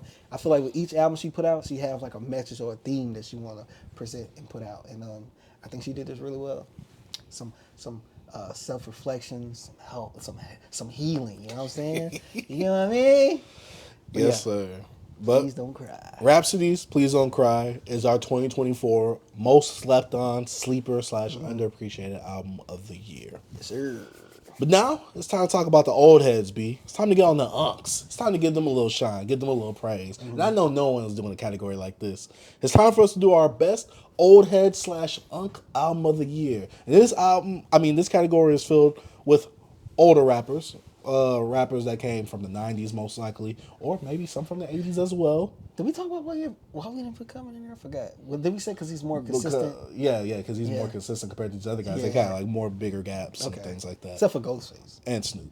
Yeah. Because Snoop. Did. But we know. Yeah. But the 5 nominations / nominations and contenders that we have. LL Cool J's The Force. Now that we reviewed, predominantly produced by Q-Tip. Not Eminem, even though Eminem is on the album. LL Cool J, he had to relearn how to rap. And I appreciate that. Especially as someone who isn't that big on LL, but I know what his impact is on hip-hop. And I respect him for that. And in the past, LL has sounded a bit dusty, a bit on modern production. But he came ready to rap on this album. He did. And I appreciated that. He came out with an album. He said, yo, I want to do this for Q-Tip instead of Dr. Dre. I guess he put all the Dr. Dre beats aside. He was like, yo, Q-Tip was getting the lab. And while Q-Tip was the hang-up for me on this album, I still feel like this is a really, really good album, especially from a super legendary OG in the game. Yeah. Producer and and a rapper on both on one single album is crazy. So even though we got that this year as well with Common and P Rock, but LL Cool J The Force, man, it was really refreshing hearing LL Cool J like rap like this, and Q like huge Q-Tip fan. Like we said, production was something that was like some of the production didn't hit for me, but when it did really well. And Ice Cube showed up. I said Ice Cube. LL Cool J showed up on each track he could, man, to like actually, make those beats sound a little better to me. I really love that he actually was like being honest and being like, I'm not expecting these kids to know who I am, and I feel like it's me. I can't just be the name. Like I actually have to show up and show and prove. And him coming back and being inspired to like, yo, I'm about to actually like reverse engineer the way I used to rap and like change this, put in a whole nother, direction with this, man. Cause like the flows, some of the pockets, like just sometimes like the fast pace of rhyming he was doing. It was like, dang. And everything to me sounded a little bit clear as well. It's not like I couldn't hear him, you know what I'm saying? Like he wasn't enunciating his rant or the words correctly or nothing like that. Like it felt fresh, you know what I'm saying? Like it's like a new form Cool J, you know what I'm saying? It felt like a, bio Broly's and all this type of stuff, like trash, you know what I mean? But Q came in as a new form and actually was, pretty good. You know what I'm saying? It was dope. He actually went to sharpen that pen. It's facts. So yeah. Next album we got Ice Cube's Man Down.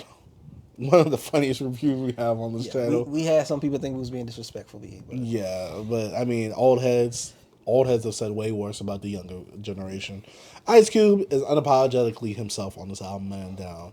And I think he came out with an album years ago. He's doing this whole big league thing, or Big 3 league. I don't know. Oh yeah, he did the Mountain Westmore. Yeah, with Snoop Dogg, Too Short, and E40, and which they make an appearance on this album as well. Like I said, this album is unapologetically Ice Cube. He's purposely being himself. He's being offensive. He's not succumbing to this world's PC political correctness. He's not being he's not being changed to the woke agenda. He's being Ice Cube. He's gonna tell his story. Well, he's gonna tell how he is, how he feels, and however he wants to say it. I enjoyed this album. Yeah. you didn't as much, but I enjoyed it because I thought it was a fun time and it was just funny to me. Yeah, as an overall listen, I did not enjoy it, but I enjoyed it like laughing at some of the moments, had fun with it. But before we talk about the other nominees, I don't really have much to say about Ice Cube album. But what I can appreciate about these albums were each old head came with something like they wanted to say or like with a different, theme in mind. You know what I'm saying? So I feel like that's a really good thing. You know what I mean? So each different old head perspectives. I feel like we got different old heads here. You got the old head that was like, you know what, I do need to change. You got change up the way I do something. I can't be so stubborn. You got the old head like I ain't changing ish. You got the old head that was like, yo, I'm just gonna do what I want. I'm gonna be a little lover. You know what I'm saying? Then you got the old head that was like, yo, I want to work on a new skill. You know what I'm saying? I want to produce some beats. And then you got two old heads that was like, didn't feel inspired and like just wanted to do whatever they wanted, I guess. I don't know, wanted to be a little polished, you know what I'm saying? But yeah, we get into the next project. Ghostface Killer set the tone. This album, I like the first half of it. Yeah. He really set the tone because this album is divided into like 4 parts. Yeah. I like the first 2 parts. The second 2 parts, the last 2 parts, where he tries to. Yeah, that wasn't for me. Ghostface, I really liked it. He was also unapologetically saying that word in there. That real hip hop back. Real hip hop back. Nas was on the album as well, making a feature. Kanye also gave a pretty good feature on there as well. But when Ghostface gets in his lover boy bag, it's just not for me. But how do you feel about it? Nah, I love this, man. Like not loving like, oh man, this is the best thing I heard this year. I love it because I know Ghostface is just him. And like, if you're not familiar with like Ghostolini and all this type of stuff, what he does, like putting out like R&B joints, that's just what he does. And like, I think he just want to do 2 sides. Like, I'm gonna do an album where I'm rapping, doing this thing, and then this album right here, I'm I'm the old head. I'm the little trick that I got the little young girl. You know what I'm saying? I got a wife. You know what I'm saying? So it was Play with your rose. You know what I'm saying? Hey, and it's just so funny. Like, you know what I mean? It was just hilarious. And it like Ghost being just this character like overall, but it's actually him. You know what I'm saying? Like he's wild. He's hilarious. And I don't know. I liked it. I was like, I knew you wasn't gonna like that half, but I'm like, hey, I enjoyed it. It was funny to me because I like that because that's something that he does. You know what I'm saying? It wasn't nothing like new to me. So it's just like every time he do stuff like this, I find the humor in it. You know what I'm saying? So, and then Next project, Rakim's God's Network. This is a project I wasn't too favorable of, but I appreciate it because Rakim is a super OG in hip hop. yeah, Eric B. and Rakim paid in full. What more can I say? Changed hip hop, changed the way people was rapping and rhyming. God's Network, this is an album where he is self-produced on this album. He's but God. also, it's his network. Yeah. But also, all these songs are posse cut. He's using this platform to bring on new heads, older heads, people that are fans of his. Basically, he's giving the platform and he's just working with other rappers as well. I appreciate it. Didn't really love it, especially as an album, but I give it grace for what it is, and I appreciate it. But I'm not going back to this. We'll let you be. I haven't went back to this at all, to be honest with you. But I really appreciated it because I got the concept of it, especially when I was thinking. And you told me, oh yeah, he produced this, and I'm like, oh, so now I get it. Because first I thought he just wanted to bring on like some people he's a fan of, some like older, younger, mix them together, and put them on some stuff. I didn't know, I thought it's like a little EP. It was like 7 tracks or something like that. Mm-hmm. So, but overall, I thought it was pretty cool, man. I like that little concept of him making beats and putting out a new skill. I don't know if this is he just now started producing or what, or he just been producing over years and this is first time putting out a fully produced project by him. And him bringing some guys on and rapping, man, because I love Corrupt verse on that joint. I forgot the name of that song. I like that song over there. But your boy I-20 was on there, Cricketer. I mean, not I-20, Cricketer. King Cricket? Yeah. Yeah, King Cricket's on there. Freaking Chino XL, RIP to you. Freaking Nipsey Hussle's on that joint. Come on, man. RIP to him. Man. Freaking who else? What's not Sean Price. Fred the Godson's on there. RIP to him. Yeah. So yeah. And last project we have, last nominee, Snoop Dogg and Dr. Dre's Missionary, our album that we recently reviewed on the channel. This album, we didn't expect much. We didn't get much. Yeah. There was nothing great about this album. There was no shining light about this album. This album was, I can't even say disappointment because we didn't really expect much from it. We didn't expect the Doggy Style 2. I wanted it to be a bit more of a nuanced version of Doggy Style where it's like, oh, Doggy Style reflects my lifestyle right now. I thought Missionary maybe would have done that, but it fits in this weird space of I want to be a sequel. I want to be goofy because, this is a condom rapper and it's Missionary. But also it's like you don't touch on anything that's really worth listening to. It's just like a compilation of songs. And there's nothing really wrong with that, especially in the position these guys are in. But I'm not going to act like it's good just because they're in the position that they're in. I'm going to be honest on how I felt about the songs they put together. It don't feel like it's a concept or anything like that, but kind of made it seem like it with the condom and the missionary title. It just doesn't, I don't know. Snoop Dogg being Doggy Style, cool, but like Snoop Dogg, Dr. Dre, Missionary, is like, y'all could have named it something else. Like, I don't know, dog food or some shit. I don't know. But yeah, I wasn't a fan of this at all. Yeah, but it's now time to announce the winner of the best Oldhead / Unk album of the year. And the winner is LL Cool J's The Force. This album was really good. LL came to show and prove. And my thing was this. We was disrespectful to all these other old heads that old heads was telling us They even about. said we were disrespectful to Q-Tip on here. And my thing was this, right? The reason I hold these old heads, and I can hold Ice Cube accountable. I can hold a Snoop Dogg accountable. Because LL knew what to do going into this album to learn how to rap, to learn how to be on beat, to learn how to make the music actually sound good. I really appreciate that LL Cool J did that because he was already self-aware, like, yo, these kids not going to want to listen to me if I'm sounding dusty on these beats. Fact. Like, yo, I'm LL Cool J, but that's not just going to have me, like, that's not going to push me forward out for people to want to listen to me. I got to show these kids that I still am, like, the GOAT. I'm still here to rap. Fact. He even has a song challenging himself with someone like Eminem. And he also has that last song on the album, which, even though it wasn't that good of a closer track, he was still using his platform to put on other kids that he wasn't trying to sign, but he wanted to give them a platform as well. And he has features on here like Nas. I forgot. I want to say Busta Rhymes, but I'm not Busta sure. Rhymes on here. Yeah, and overall, Eminem. as a Oldhead project, this is literally the best one because I think on here, he might have had the best rap performance overall, too. And it just wouldn't fit if LL Cool J is like in the best shape at his age. No way you can't freaking write, bro. Like he couldn't come out there being all muscle bound and being like, yo, yo, yo, it's in my radio. You can't come on. Mama there, said, knock you out. You gotta come in here, man. You looking good, man. Rap good. You know what I'm saying? So I really appreciate that. Like one thing about LL, you could tell that like, yo, he's a guy that wants to be like top shape of something. Like he don't. This dude made the GOAT. Like you don't think like that and not want to be that. You know what I'm saying? So I really appreciate that. I do as well. The Force, But the winner. LL Cool J, The Force, our best Unk/Old Head album of the year for 2024. Right the floor with you. You know what But I'm B, saying? before we get into the last category, we gotta get into our personal list. We gotta let the people know what we feeling for our top 10s, solo wise.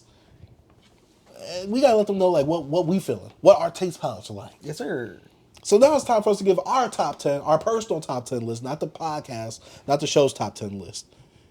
And B, I want to give off some honorable mentions first. All right. My first honorable mention, Absol. We already talked about it. Absol's one of my favorite rappers. I'm just glad to see him still rapping, still doing his thing, and also trying something new, having a new concept album. Second one, Tyler, the Creator's Cornucopia. Really good concept. Really good rapping performance. I really enjoyed the rollout for this album as well. This is a really stellar project for Tyler, the Creator. Definitely a top 3. Number 3, Blue Lips. Schoolboy Q. You probably looking like, yo, what is this list right here? Schoolboy Q, phenomenal performance. Great performance. Especially with this comeback after his 4 to 5 year hiatus. Good. Kid Cudi's Insano Nitro Mega. Man. I had to eat my words with this one. Because I didn't think I was going to check this one out, the Insano. You talked about it. Yeah. You said it was cool. I listened to it. I'm like, God dang, I love this album. Especially after the re-listen recently. And number 5, Cochise's Why Always Me.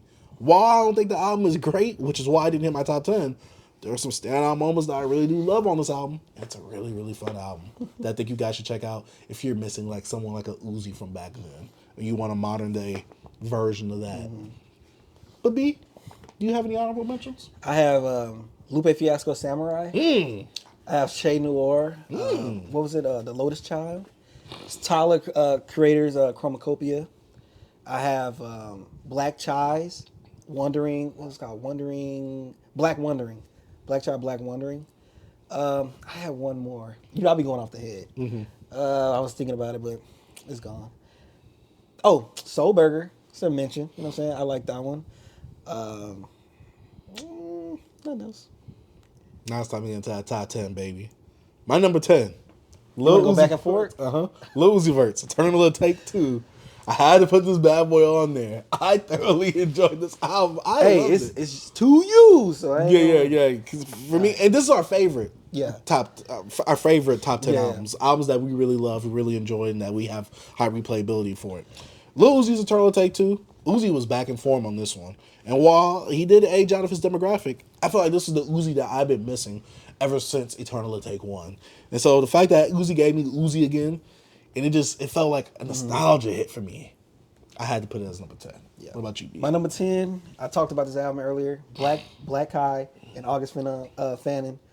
Otherwise, a blur. An album I listened to in September when it dropped. Went back to it and I just cannot stop playing it. Black Child. I love the stream of thought rapping. I just love that. And especially on these beats, it layered so well to me. I really appreciate this album, bro. I really wish I just stuck with it and but I'm like, dang. Now I just can't stop playing it, so it had to be my top 10. I'm sorry. Even though it probably shouldn't be, but I had to do it. Hey, B, it's your 10. Yeah. Number 9. You didn't want this to be in my top 10. Gucci Mane's Travis. Yes, sir, baby. Every time I listen to this project, I love it. I love it. Gucci Mane's one of my favorite rappers of all time. Gucci was one of the rappers that I always listened to during middle school and high school, especially with this album right here, kind of cementing his era from mixtape era Gucci from 2005. I mean, not 2005, but 2008. Up until all the way to the Trap God era of Gucci, which is one of my favorite eras of Gucci. Oh my gosh. And him going over similar production that he did back then, kind of going up to chronologically where he was in his like career at the time and choosing beats from those eras, oh my gosh. Gucci gave me what I wanted on this album. Yes, sir. I had one honorable mention I forgot. Was Ka, the thief next to Jesus. I didn't put it in my top 10 because I didn't have much time with this album. You know, I didn't listen to it thoroughly enough to like put it in there. But Your number 9? Rock Marciology. Mm. Going back to this album, like you said, I even liked it more. It was songs on here I loved already, like with Tapeworm. But like, bro, Rock, production-wise, is good. But it's not the best that I wanted. But I'm still getting Rock. And like, it's hard to not have Rock not in my top 10 if you put out an album beat. Because like, it's hard to top that. You know what I mean? The rapping on here. I ain't gonna lie, I love some of those loops he did on, I think he produced those 2 tracks I really love too. Rock, just some of like the hardest pimp-ish, make you want to slap you know what I mean? And he just say stuff so just, I don't know how to say it. Like, he could say something that's so simple. Him and Ka has this in common. They could say the most simplest like bar, and it has multiple meanings to it. And it's like, not too many people is that special, bro. And like you said, how he'll bring up, the internal rhyme schemes and stuff like that. It's just phenomenal, man. And like, this dude just seems like he either like getting better or he just too good to like not slip. So, Rock Marciology. It will be higher, but it was an album that didn't stay in my rotation for the full year. And I kind of, went back to form with it at the end of the year. But my number 9. My number 8. Sahbabii, Saaheem. Hey. That boy. That's honorable mention as well. That boy came to rap, for what usual thug babies do. This album for me, as someone who's a fan of Sahbabii, someone who's been re-going over his discography last year, and now to finally see this album come out, and I'm not gonna lie, I didn't expect the best from it. But from the single that he released earlier this year, that I was loving, to this album right here that he released, sounding like Young Thug back in the blog era, but a more polished and better version of what Young Thug was doing. I just gotta say that Sahbabii really did his thing, and he really proved himself with this album to be one of the better Thug babies out of the bunch. Sahbabii, Saaheem, I'm really proud of what he did on this album. Great jams. Every time I go to this album, I'm enjoying myself with this. I'm having a fun time with this. But that was my number 8. Sahbabii, Saaheem. What's your number 8? My number 8, I had to force him in there, B. Pause. Cavalier, Sign. I don't know if it's Sign or is it Signa, but man, like, I had to be. It's another album that I always return to. It just always, it's perfect for the fall. I wish it snowed here.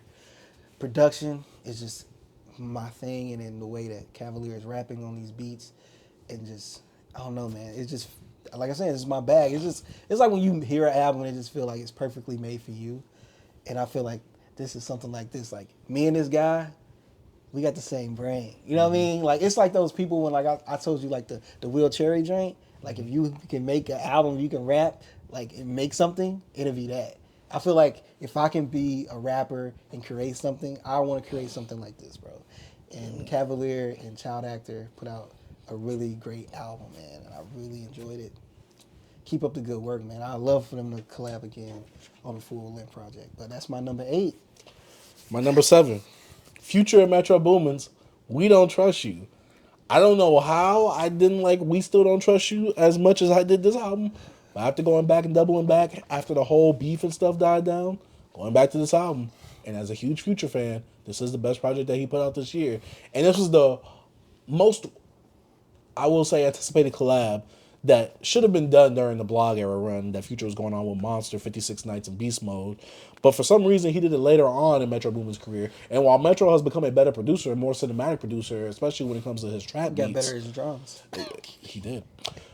I think that what Metro Boomin gave Future on this album really made Future shine and stand out to where Future didn't really even need that many features on this album. Even though he really doesn't do many features in general, he didn't really need many on here, and he sounded so good on this album. Oh my gosh, there's so many songs I go back to on this album that I can't even count. But yeah, my number 7, Future and Metro Boomin's We Don't Trust You. B, what's your number 7? My number 7 is Kendrick Lamar, GNX. This is an album that's still in rotation for me. I find myself every day quoting, I either saying, hey now, say now. I'm even saying, squabble up.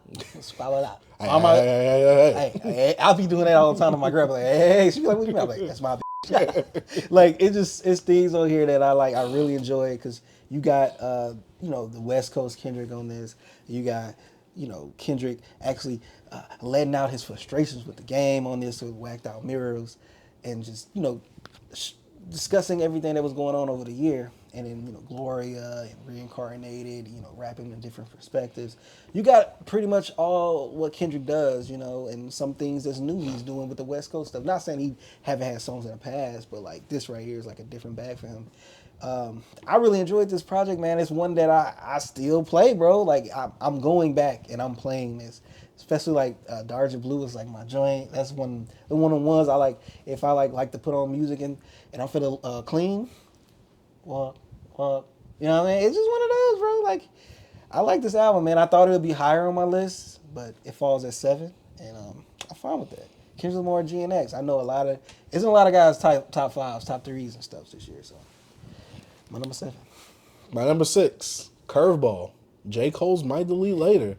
J. Cole to me had a big redemption arc after You about to delete this list, right? That's what you said? Look, J. Cole Might Delete Later, I never expected it to be on here, but when I look back at the year of me re-listening to all of J. Cole's albums, me actually looking at the songs that I would add to my playlist that I would keep replaying from Might Delete Later, certain songs like Hunting Wabbits, Not Hide Your Chick, dang, I forgot the one that him and Boss, but obviously he gave the... B, how's your list worse than B-Nuts? Like, how? It's not. It is. No, it's not. B! Because he's serious. No, you serious.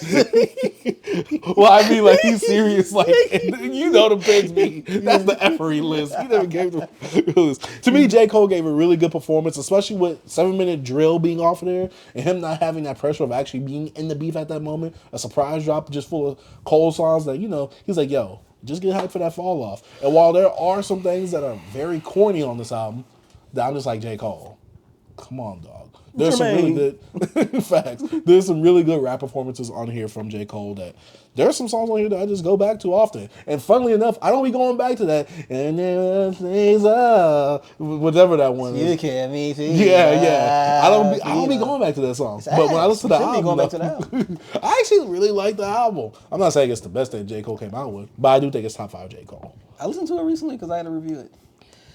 Yeah. What's your number 6 B? Let me go back to my list, bro. All right, my number 6 is from the guy, you know what I mean? Quandary, Asking Magnolia, man. A project that I still go back to now. Quandary was like I said in I did a written review a few days ago. It's just it felt so familiar, but it felt I was familiar with his work, but this felt different from him. But the album, the mixtape, I said mixtape. But the album gave me that mixtape, blog era vibes. Like, it reintroduced me into something that I loved, and that's the feeling I got from this album. And I feel like now this album is gonna place a little special place in my heart because I was thinking it was crazy. I was talking about I don't feel connected to albums no more, and then boom, this came out, and I an instant connection. This is someone that's from our era, and somebody that's put out something, from the South, and he's a different type of Southern kid. He has all these inspirations from all over the globe, and you could hear it and feel it in the album. And the storytelling was really good, and I really enjoyed it, man. It felt like a film to me, and it was short, sweet, straight to the point, man. And I really enjoyed it, bro. And I still find myself going back to this project. Quandary, Asking Magnolia. You guys haven't heard it. I'm pretty sure. I never heard anybody say nothing bad about this project. You know what I mean? So. Sorry. Check it out. My number 5, D2X's The Hunger Era EP. Hey. Getting into the top 5. Honorable mention for me. Honorable mention for you? Just because it wasn't an album, it was an EP. Yeah. See, I was like, dang, I'm counting this as an album. Yeah. I don't care. No offense, D2X, but this is longer than Daytona. I thoroughly enjoyed this album. I had to eat my words because D2X, he was hyping this album up on the timeline. I'm like, you can't hype it up this much. But man, when it came out, me replaying it months later, I'm like, God dang, this boy is hungry. Yeah. Oh, this album feels so good. And it's so great to see someone our age, someone that came up in the blog era as well, young kid from Chicago, really doing his thing on these type of beats, this type of production. And this album to me is kind of EP, it's kind of like a 180 from his Hotel 1105 album. And I just expect him to come so aggressively on this album like he did. To me, He didn't say anything corny on this album. Yeah. And it's very rare for someone who sees himself as a lyricist to not say something corny. But god dang, you can see the fire and the passion within D2X's voice. Not a wasted bar. Exactly. He has something to say, B. Yeah. I gotta say, D2X, you did a phenomenal job. I had to eat my words. I was like, this boy's Yeah. hyping his album too much because when it comes out, man, I disappoint. It didn't. It's my top 5. This is an album, especially that song with Wow. Oh man, so good. But B, go ahead, tell us your number 5. My number 5 is Vince Staples' Dark Times. Oh man. This was a very, very, like, the album feels dark in a way. You know what I'm saying? Like, you have these light moments, like you said. What's that one song? I'm high and they go harder. I think but it's like, the Homies. yeah, but when you hear, he don't seem like he's giving off like how Kendrick look in his music videos to me. Kendrick be Yeah, look on that dang cover. like even that, like if you watch his music videos and you just don't seem like he's into it, and it's just all this stuff going around. That's kind of how I felt about Vince in the last few years. Like he seemed like he's just not like there mentally. You know what I'm saying? But like the rapping, the beat selection on these projects, the content, the context, like in the projects, I really love it, bro. I love like the stuff that he's talking about and saying how these was like the dark times, but also he had some of his best times in some of those moments when he was bringing up like, you know, childhood stuff and things like that. But that's my number 5, Vince Staples' Dark Times. Really amazing project, in my opinion. I love it. Number 4, Lil Cherry, Somewhere in Ohio. Hey. You said this is an album that if I were to make music, this is the music I would make.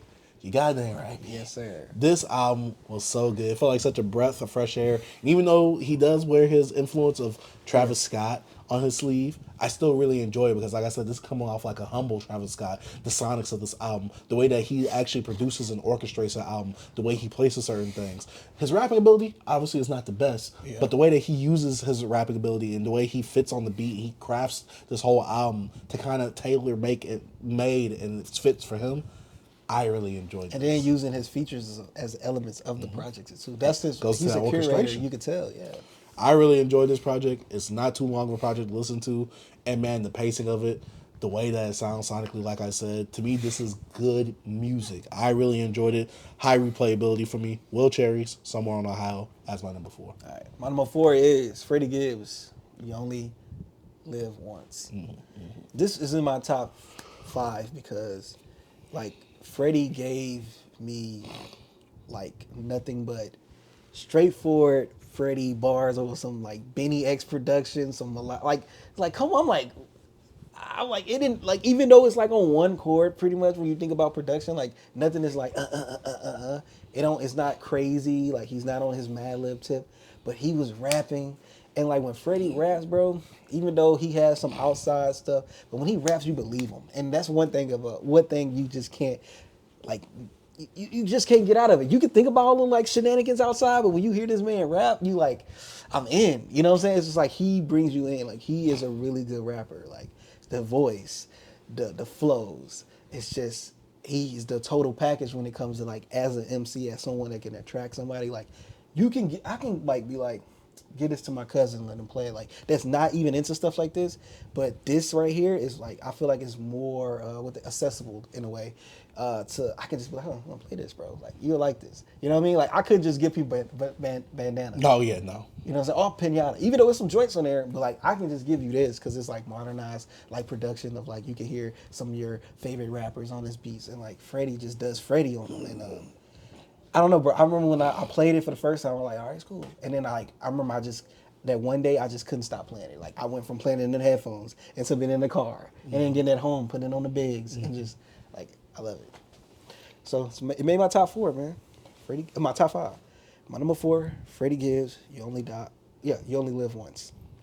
My number 3, you gonna kill me for this one. No, I'm not, bro. What is it? Glorilla, Glorious. God dang it. Another one. I gotta eat my words. I listened to everything earlier this year. We both reviewed it. And I was like, she can't not saying that this is a great project. She can't top this. But as a debut project, especially amongst all the female rappers. This one, though, B? Out of all of them, I think Rapsody is the best one. but this is coming into enjoyment. Yeah. Songs that I go back to, songs I'm playing in the whip, songs that, like I said, have replayability. Because for my top 10 list, we got to talk about the replayability. But then I also got to factor in the year that Glorilla had as well, leading up to this album. Yeah. Because I'm just like, you had hits on that mixtape, but you still got hits even coming off this album right here. Her deeming herself as the Queen of Memphis.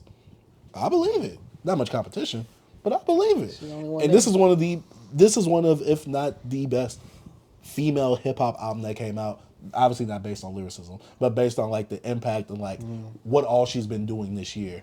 I would have had her lower, like in the top 10, but I was like, God dang! I'm like, there's some really good songs on here. And Glorilla really impressed me with her performance on here. Compared to her EP I heard last year to this right here, big jump. Really good, solid music with high replayability. And it's just so fun. She knows what lane she's in. She tries to go over different production off the Boss Man D-Lo. I really enjoy this album right here. Glorilla, Glorious, her debut project. Really strong debut project, especially for a female, because there's a lot of female MCs, and while they do talk about the same things, I think Glorilla's sound sounds so polished. I had that money behind it, to where it's like, dang, I can't deny that this sounds good. Yeah.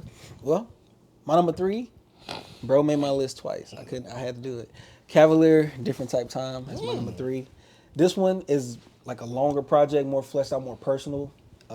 He was more in his artsy bag on Cena, but he also talked about some personal things. But on this one, like he talks, he got humorous stuff. The production is more like I say traditional in his lane, not more experimental like it is in a child actor production with Sinai or whatever, Scene or whatever, Sign. The rapping on here, the production on here. This album right here is another album that I was like, yo, this is just amazing, B. And I'm making the purchase. I'm gonna say this here. I'm buying both of the albums on vinyl. I took my time. I know this album is like $75 at retail because it's the way that he made it, and also the cover is made out of like, I don't know. It's like I forgot the name of the Swipe? No, it's not the quality. It's the picture. It's a picture quality. Like I just can't. Picture disc? Nah, I'm talking about how the picture. Can't think of the name. It's film. I think it was shot on film, and it's actually the cover is actually like this film photo or something like that. I don't know. Anyways, and I think like the disc is album is amazing, bro. It's made my top 3. Is this something that I played, and this came out the top of the year, and I played it all the way down. This is one of those. I remember. So Cavalier, Different Type Time, man. Top 2. My number 2. Freddie Gibbs, You Only Die Once. Yes, sir. It's Freddie. It's only you only die once? Why I keep saying you only live once? Because I'm thinking You only die once. it's only you the only. Because the other ones you only live twice. You only live twice. That's what I meant. You only die once, bro. My bad. Yeah, I knew what you meant. I had it on there though. But yeah, Freddie Gibbs, if you guys are new to this program, one of my favorite rappers. Freddie Gibbs gave a great stellar performance. This is an album that I needed from Freddie outside of his one rapper, one producer thing that he has with Alchemist and Madlib. To me, this was one of those albums that's a spiritual successor to You Only Live Twice, to where this kind of gives me to know of like what's happening in Freddie Gibbs' life right now, what's he thinking right now, where's he at mentally right now, and some of the production that he goes on. And it's always good to just hear Freddie rapping because he can rap. He's going to rap really well. That's one of the best things about Freddie. 1, his beat selection, but 2, his rapping ability itself, his flows, the lyricism itself. Freddie is such a good like rapper on this production. He has such character, such charisma. It's like Freddie is fierce on this type of stuff. And then like on the last track, God dang, they done God Diddy. I'm like, oh my gosh, break fees. Yeah. I hate that they took Anniversary off of. That's one thing I didn't bring up. We need that back. Yeah, we need that back because that sample. Oh, Tony Anniversary. Yeah. We need that back on streaming, Freddie. But yeah, You Only Die Once. Phenomenal album. Raphael Sadiq say, yeah. Facts. On the label. But yeah, my number 2, Freddie Gibbs, You Only Die Once. My number 2, bro, is Blue Lips. Schoolboy Q. That's the number 1. Okay. Yeah, like, so, Schoolboy Q, Blue Lips, man, an album that came out earlier in the year. I kind of wasn't playing it in the middle, but when I went back to it, I was like, this is still in my top 10.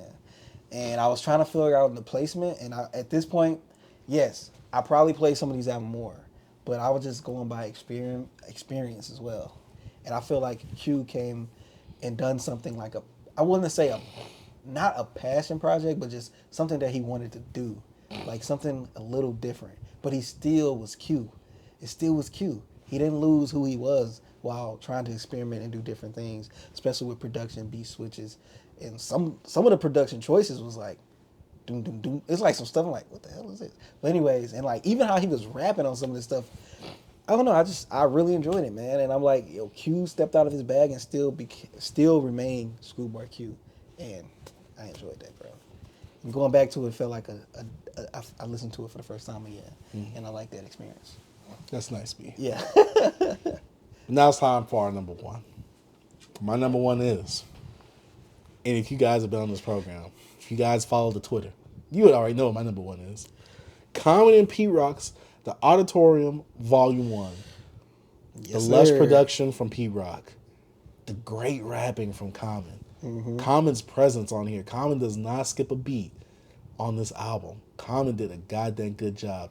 You could tell this is someone who loves hip-hop, who embodies hip-hop, who breathes hip-hop. Who breathes hip-hop, I mean. With Pete Rock on the production. Soul samples. This album feels like an album beat. It feels grand. There was no time in this album I'm like, that beat's kind of alright. Pete Rock put his foot in that pot when he was cooking these beats up. And Common, he felt inspired. He felt rejuvenated. Especially with me going through all of Common's discography early this year. Him being cemented in my top 10 of all time in terms of like throughout all of hip hop. This feels like he felt inspired. He was like, yo, I call it a love letter to hip hop, bro. It is. That's the perfect thing to call this album because it is. This album embodies what hip hop is, especially from someone who you know loves hip hop. The same guy that dissed Ice Cube, same guy who made I Used to Love Her. Same guy who worked with Kanye West at one point. This album right here, Dilla, was part of the Soulquarians. Cute. Him, you know, the works of what him and Quest love, the roots. Him with De La Soul. He even has a Pasta Noose on there. Yeah. Jennifer Hudson. That is an honorable mention for me as well. I didn't bring that up. This album for me is my favorite. Songs like This Man, Fortunate, Dreamin'. Oh my God. This album is so fantastic, man. I just wish I could hear it for the first time again and just be surprised with each of the beats on here. I drop a gem in the ocean. Sideways for underground days of this notion. I quarterback like water raps. Alright, bro. There you go, bro. I'm on stage because something my daughter raps. Oh my gosh. I love this album, man. But I know you love it, bro. I love this album. Hey, B, man. what is your number one? Hey, man. Sahbabii, man. Who? Sahbabii. Mabule, Sahbabii. No. You don't speak Creole? No. You ain't no rich ass Haitian man. You know what I'm saying? Yo, Makami, rich ass Haitian. Come on, B. You know I saw that. this coming. Come on, B. I was like, this didn't make the honorable mentions. It hasn't been on the list yet. Come on, B. Go ahead. Spill My guy, it's what he been doing for the last 10 years. Is hopping on beats and rapping so effortlessly. It's been a long day. It's been a long day. Long show. But man, this guy right here, bro, it's like, Makami, bro, is like, you put a little Doom in there, a little Mos in there, and like, who else? Some Jay-Z in there, a little Mock in there, hey, a little Haitian in there, a little Jersey. It's like, bro, this dude, man, is just, even though he has these influences from all these other guys, and you know, what rapper don't? But Makami is still him. He solos him. Yes, he has a funky mic sometimes. Yes, that's his engineering. You probably can't understand it. But for the trained ear, you understand the mock. And some of the directions he took on this project, especially coming like collaborating with the likes of like K-Tronica. What's his name? K-Tronada. Yeah, K-Tronada. Why I always mess up his name? I've been listening to this dude for years. J Electronica. That's what it sounds like. K-Tronada. And with freaking what's his name on there? What's his name? Anderson .Paak. Like in the meanie. 03 Greedo. Oh. That song, amazing. having Rock Marciano on here, just going ham, and like Sojin, my favorite track on here. It just even like when Ma get in that bag, when he get in the slow bag and try to do his little crooning he does, and it feels so emotional, bro. Like I don't know, man. This album just stayed in my rotation, B. If I felt like I didn't have nothing to listen to, I'm like, man, what should I play? I put this on, and I just fall into it, bro. I'm like, I didn't think that he boosted this album up because like he was talked about it last year, like having listening parties for it, and like when is it gonna drop, and like it finally dropped, and I feel like it lived up to what I thought it was gonna be, and I really hate that I ain't got it on vinyl because I rather than buying vinyl, but if I find it for a good price, I think I'm gonna buy it because he's been like putting out different variants of it. So if he drop another variant, mark, I might have to spend that $333 for this. Ooh. You know, maybe they're $1,000. Maybe I want some little sand in it. Nah, I'm joking. Not gonna do that. But this album remained in my top 10, remained in my top 2, but not 2. Really enjoyed this project, man. Like I might have to drive off the whip to listen to this, bro. Because I played it a little bit last, because I gotta actually write about it tonight. This is gonna be my review. I'm gonna put on the IG. You know what I'm saying? Mm-hmm. Rock Marciano, a rich ass Haitian, bro. Not common. What? You said I said Rock Marciano? Oh, my comedy, rich ass Haitian, bro. It's getting late. I've been up since 5 in the morning. Oh, sorry, bro. My comedy, rich ass Haitian. A person, you said, huh? Yeah. I be like, maybe I heard that Yeah, wrong. like, Rock Marciano, rich ass Jamaican. Rich ain't pimp. Yeah. But it's time for the joint. Yeah. 10. The actual, like, top 10 for the actual show itself. Yes, sir. And we're not going to go in depth Nah. with every single album because we already kind of did that. Mm-hmm. So let's go ahead and talk about some of the honorable mentions we got. Absol Soul Burger. Yes, sir. Shay Noir's A Lotus Child. Mm-hmm. Glorilla's Glorious. D2X's The Hunger Era EP. If you would have called it an album, it would have been top 10 maybe. Dolce's Alligator Bites Never Heal. We gave it crap earlier, but we still kept saying we thought that it was still a dope project. It's a good project. But now it's time for us to get into our top 10, B. Number 10, Quadri's Oscar Magnolia. Hey, like what could we say? You know, and I think each album we reviewed, right? Yeah. Except for Rapsody. Yeah, We didn't except review that. You talked about it earlier this year, and I talked about it today. Yeah. So if you've been actually keeping up with the show, what we've been jamming, you would have probably already saw those episodes. Number 9, Rock Marciano. Marciology. Yeah. Come on. I mean, great project. It was my number 9 as well. A project that it had to grow on me a little Yeah. bit. Number 8, LL Cool J's The Force. He went back in the lab. He had to reteach himself how to rap, and it shows in the album. Oh man, he was flowing. He did his thing, bro. Number 7, Vince Staples, Dark Time. Yeah. While this got lower on my list, I still think that this is a good album. And I you know how I feel about it. It was in my top 10, B. Yeah. At my number 7? No, number 5. Okay. It's at my number 5. Number 6, the one album that we don't have a review for, Rapsody's Please Don't Cry. Phenomenal album. Rapsody touches all base for what we want to see in an MC, but also really amazing project from a woman MC that we don't get to talk about enough. She didn't make our list. No, she didn't make either of my personal we list. knew that this was a great album, and it needed its appreciation. So in the dead, in the you know, a little bit in the middle. Yeah, this is the most slept on album of the year. Yeah, it is. Winner though. Yes, sir. Number 5, Kendrick Lamar's GNX. Yeah. I don't think this is the greatest Kendrick Lamar album, but I'm also not looking for that from Kendrick Lamar. Right. He doesn't need to one up himself. He's captured in this moment where he's like embodying the West Coast right now. He's the king of the West Coast. And guess what? He gave us a really good project with some really dope jams on there, high replayability, and to me, this kind of lessens the blow of what Mr. Morales' Big Stepper did today. Even though I don't play this album a lot, there are still some songs where I'm just like, I can jam this. Yeah. Kendrick Lamar, man, GNX. Me love this project. Still having it in a rotation, B, every week. Yes, sir. Squab a lot. Yes, sir. Number 4, Freddie Gibbs, You Only Die Once. What have I not said about this album? I'm going to become a glaze fest. The whole album is green because of Krispy Kreme because they know I'm a glaze on this album right here. I wonder why it's not white. Yeah, bro. Like we said it, like when we talked about this album in our top 10s, like the flow on these beats. Freddie just stay consistent who he is, man. As a rapper, bro. He just will always, like, if you want to create a rapper, bro, you'll want to create Freddie Gibbs. Like he has the presence, and he just, I don't know. It's just like, what could you not like about Freddie, bro? I don't know why people. Besides his antics outside. Yeah, of the that's what I'm saying. music. I'm talking about as a rapper. Like, I don't understand it. I'm like, how do you listen to this and I like this? I don't know. Yeah, I've never met anyone who has good music taste that doesn't like Freddie. It's hold up before we go. It's people that heard this and was like, yo, why we don't talk about Freddie much? That's because of his antics. That's why the antics overshadow the music. He's becoming like Game almost. Yeah.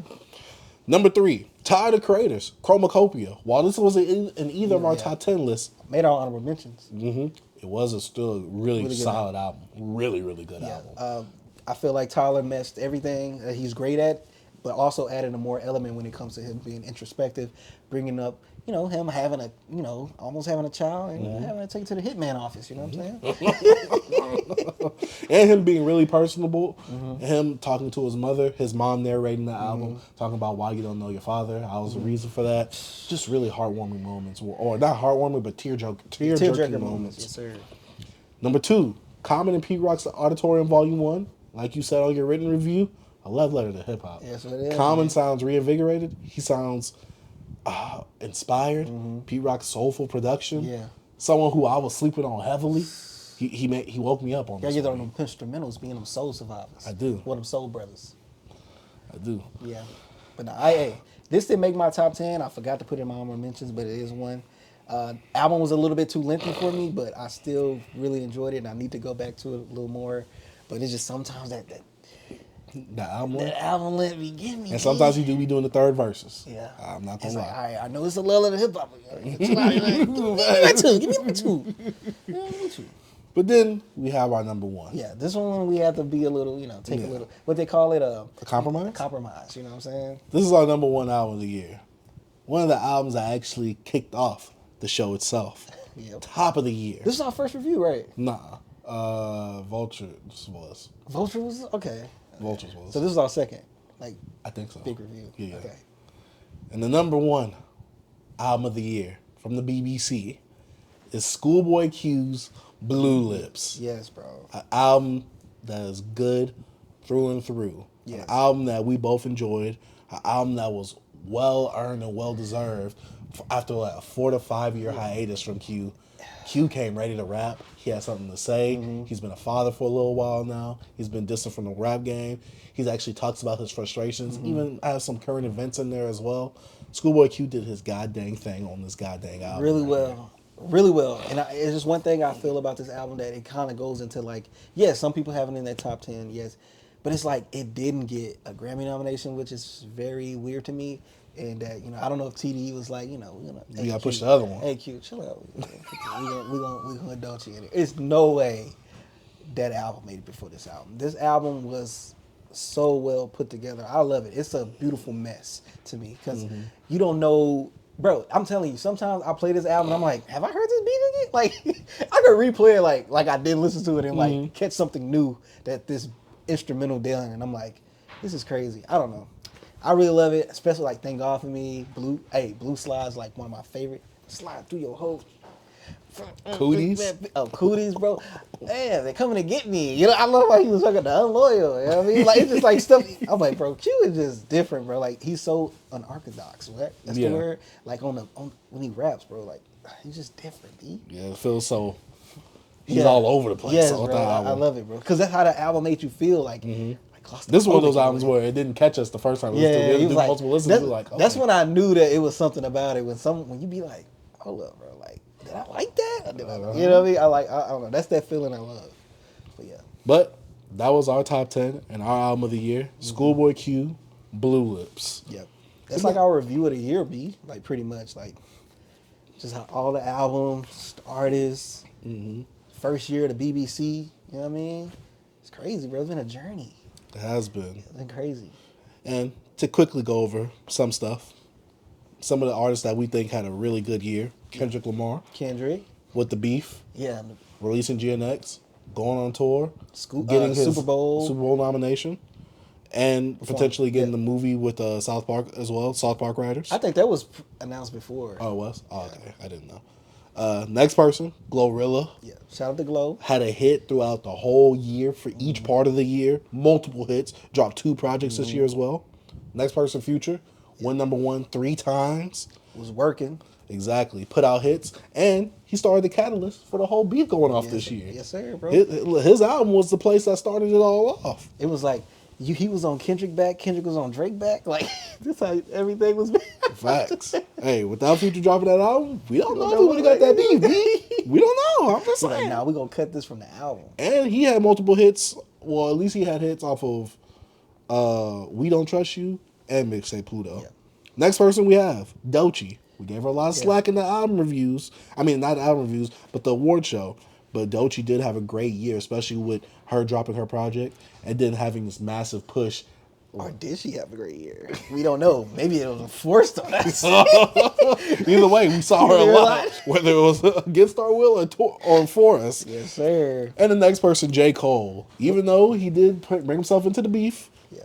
He had an up and down year. He apologized, but I think he saved himself towards the end of the year. That's what I'm saying. I feel like the year was really redeemed himself at the end. Yeah, of course. With his podcast show or his audio series. The shows Inevitable. he was doing at Madison Square Garden. Mm-hmm. Him re-releasing his projects on DSPs with Friday Night Lights, the come up and the warm up. Mm-hmm. And him putting the extra 8 deluxe bonus tracks of Forest Hills Drive on streaming. J. Cole had the greatest redemption and turnaround this year, even after that apology that people, even I, still do not forget. Don't like it, bro. We haven't forgot 7 Man Drill either. I tried to. The project is much better without it. Some albums we just wanted to mention, some projects we just wanted to mention. Will Cherries, Somewhere in Ohio. Great, phenomenal album. Great project from an underground artist who submitted his project to us. Yeah. We reviewed it. We really enjoyed it, man. It was a really great time. I think you got some eyes on you now, man. We're gonna make sure we follow your career. I'm following you on YouTube. I'll be checking out your stuff, man. So, hey, looking forward for what you're gonna do in your career. Yeah. Next project we have D2X's The Hunger Era EP. Yes, sir. This boy was hungry. Man, this boy hyped me up. He had a really cool year as well, though. He was seen on Complex. He got the Complex. He got a Spotify rap. Was it playlist? Up-and-coming playlist? He was the cover artist. He was mentioned on The Bigger Picture by Jeremy Hecht. That's dope, man. Hey, D2X had a phenomenal year as well. And hopefully a bigger one next year. Hopefully, man. We really hope for it because he's dropping that album, right? Mm-hmm. He should be. We gonna see. And the last one, Cavalier and Child Actor, Sign. Yeah, this album right here, like I talked about it before, it made it my top 10. Really unappreciated album, even though I know it came out later, didn't really get to experience that full year. But I feel like Cavalier, like I said, had a good standout year this year, touring with, I know Lupe and somebody else on that tour. But yeah, man, hopefully he have a great tour. I don't know if he's going to do anything next year. He might take a little year off and drop us some in 2026, but who knows, man? Maybe he just want to ride off the success of like some newfound listeners he got on some of his new albums he put out this year. Who knows? But hey, man, that's it of the award show, right, B? That's it of the award show. I almost, it's a long day for your boy, man. I've been up early, man. Don't worry, 'cause I'm gonna be up late tonight. Oh, you gotta. I'm leaving in the morning. What's up? I'm leaving by 6. Jeez. I'm waking up at like 5 something. Boy. So yeah. Hey, man. This has been... Take your time, B. Take your time. This is Christmas, bro. Nah, I got things to do. I got work to do. Bro, you got a different mind. But that's been it for another episode of Beyond Beats and Culture. The last episode that's coming out in 2024. Our next episode will be coming out the first of the year. Yes, sir. Next year in 2025. So make sure to look out for us on 2025. Spent the whole year giving you guys content of actually talking about music. Consistent. B, did we have any time off? No week off. No week off. Because when we did have the weeks off where we actually doubled up, film, right? We doubled up. Bro, we had extra episodes. Bro, we that's put crazy. 2 episodes out a day. We have multiple videos, over 700 videos on the channel itself, I believe. Consistency, B. I'm just saying, we getting up there, man. At the time of this recording, about 800 something subscribers. Bro, old Tevin, you know how many days I probably would have missed? Like the old podcast days? Remember? I was like, yo, I can't come. Like, now this right here is different, bro. This is my jam. Yeah. Right here. This is my bag right here. Yeah, if you guys don't know anything about my other channels, this is my bag right here. Consistency and guerrilla marketing. I'm in this bad boy. Hey, we just need some tips from TDE. Shoot, no, I need that money. We need that money, right? We definitely need a tip right there. Hit the cash out. Hey, bro. Hey, TDE, come swing some money our way. We'll push Doechii. Facts. I'll do anything. Yeah. But that has been it for the BBC, our last episode of the year with the BBC awards and stuff. Let us know what your choices are, your awards are, and some of the albums that we missed in our awards for nominees and contenders that you guys might have. Also, some albums we haven't heard about. You know what I'm saying? That's why I put out the little tweet a few days ago about like putting out. There's some albums I need to check out. I say some people put some stuff in there. Pretty sure some of it was their own work. You know how they be like, hey, yo, this artist right here, he's fresh. I'm like, what is you? Let me go on your account. That's your pin tweet right there. Right? But yeah, hopefully everybody have a good holiday out here, man. With Christmas a few days away. When this comes out, it'll be Merry Christmas. It'll be Merry Christmas, man. And a Happy New Year.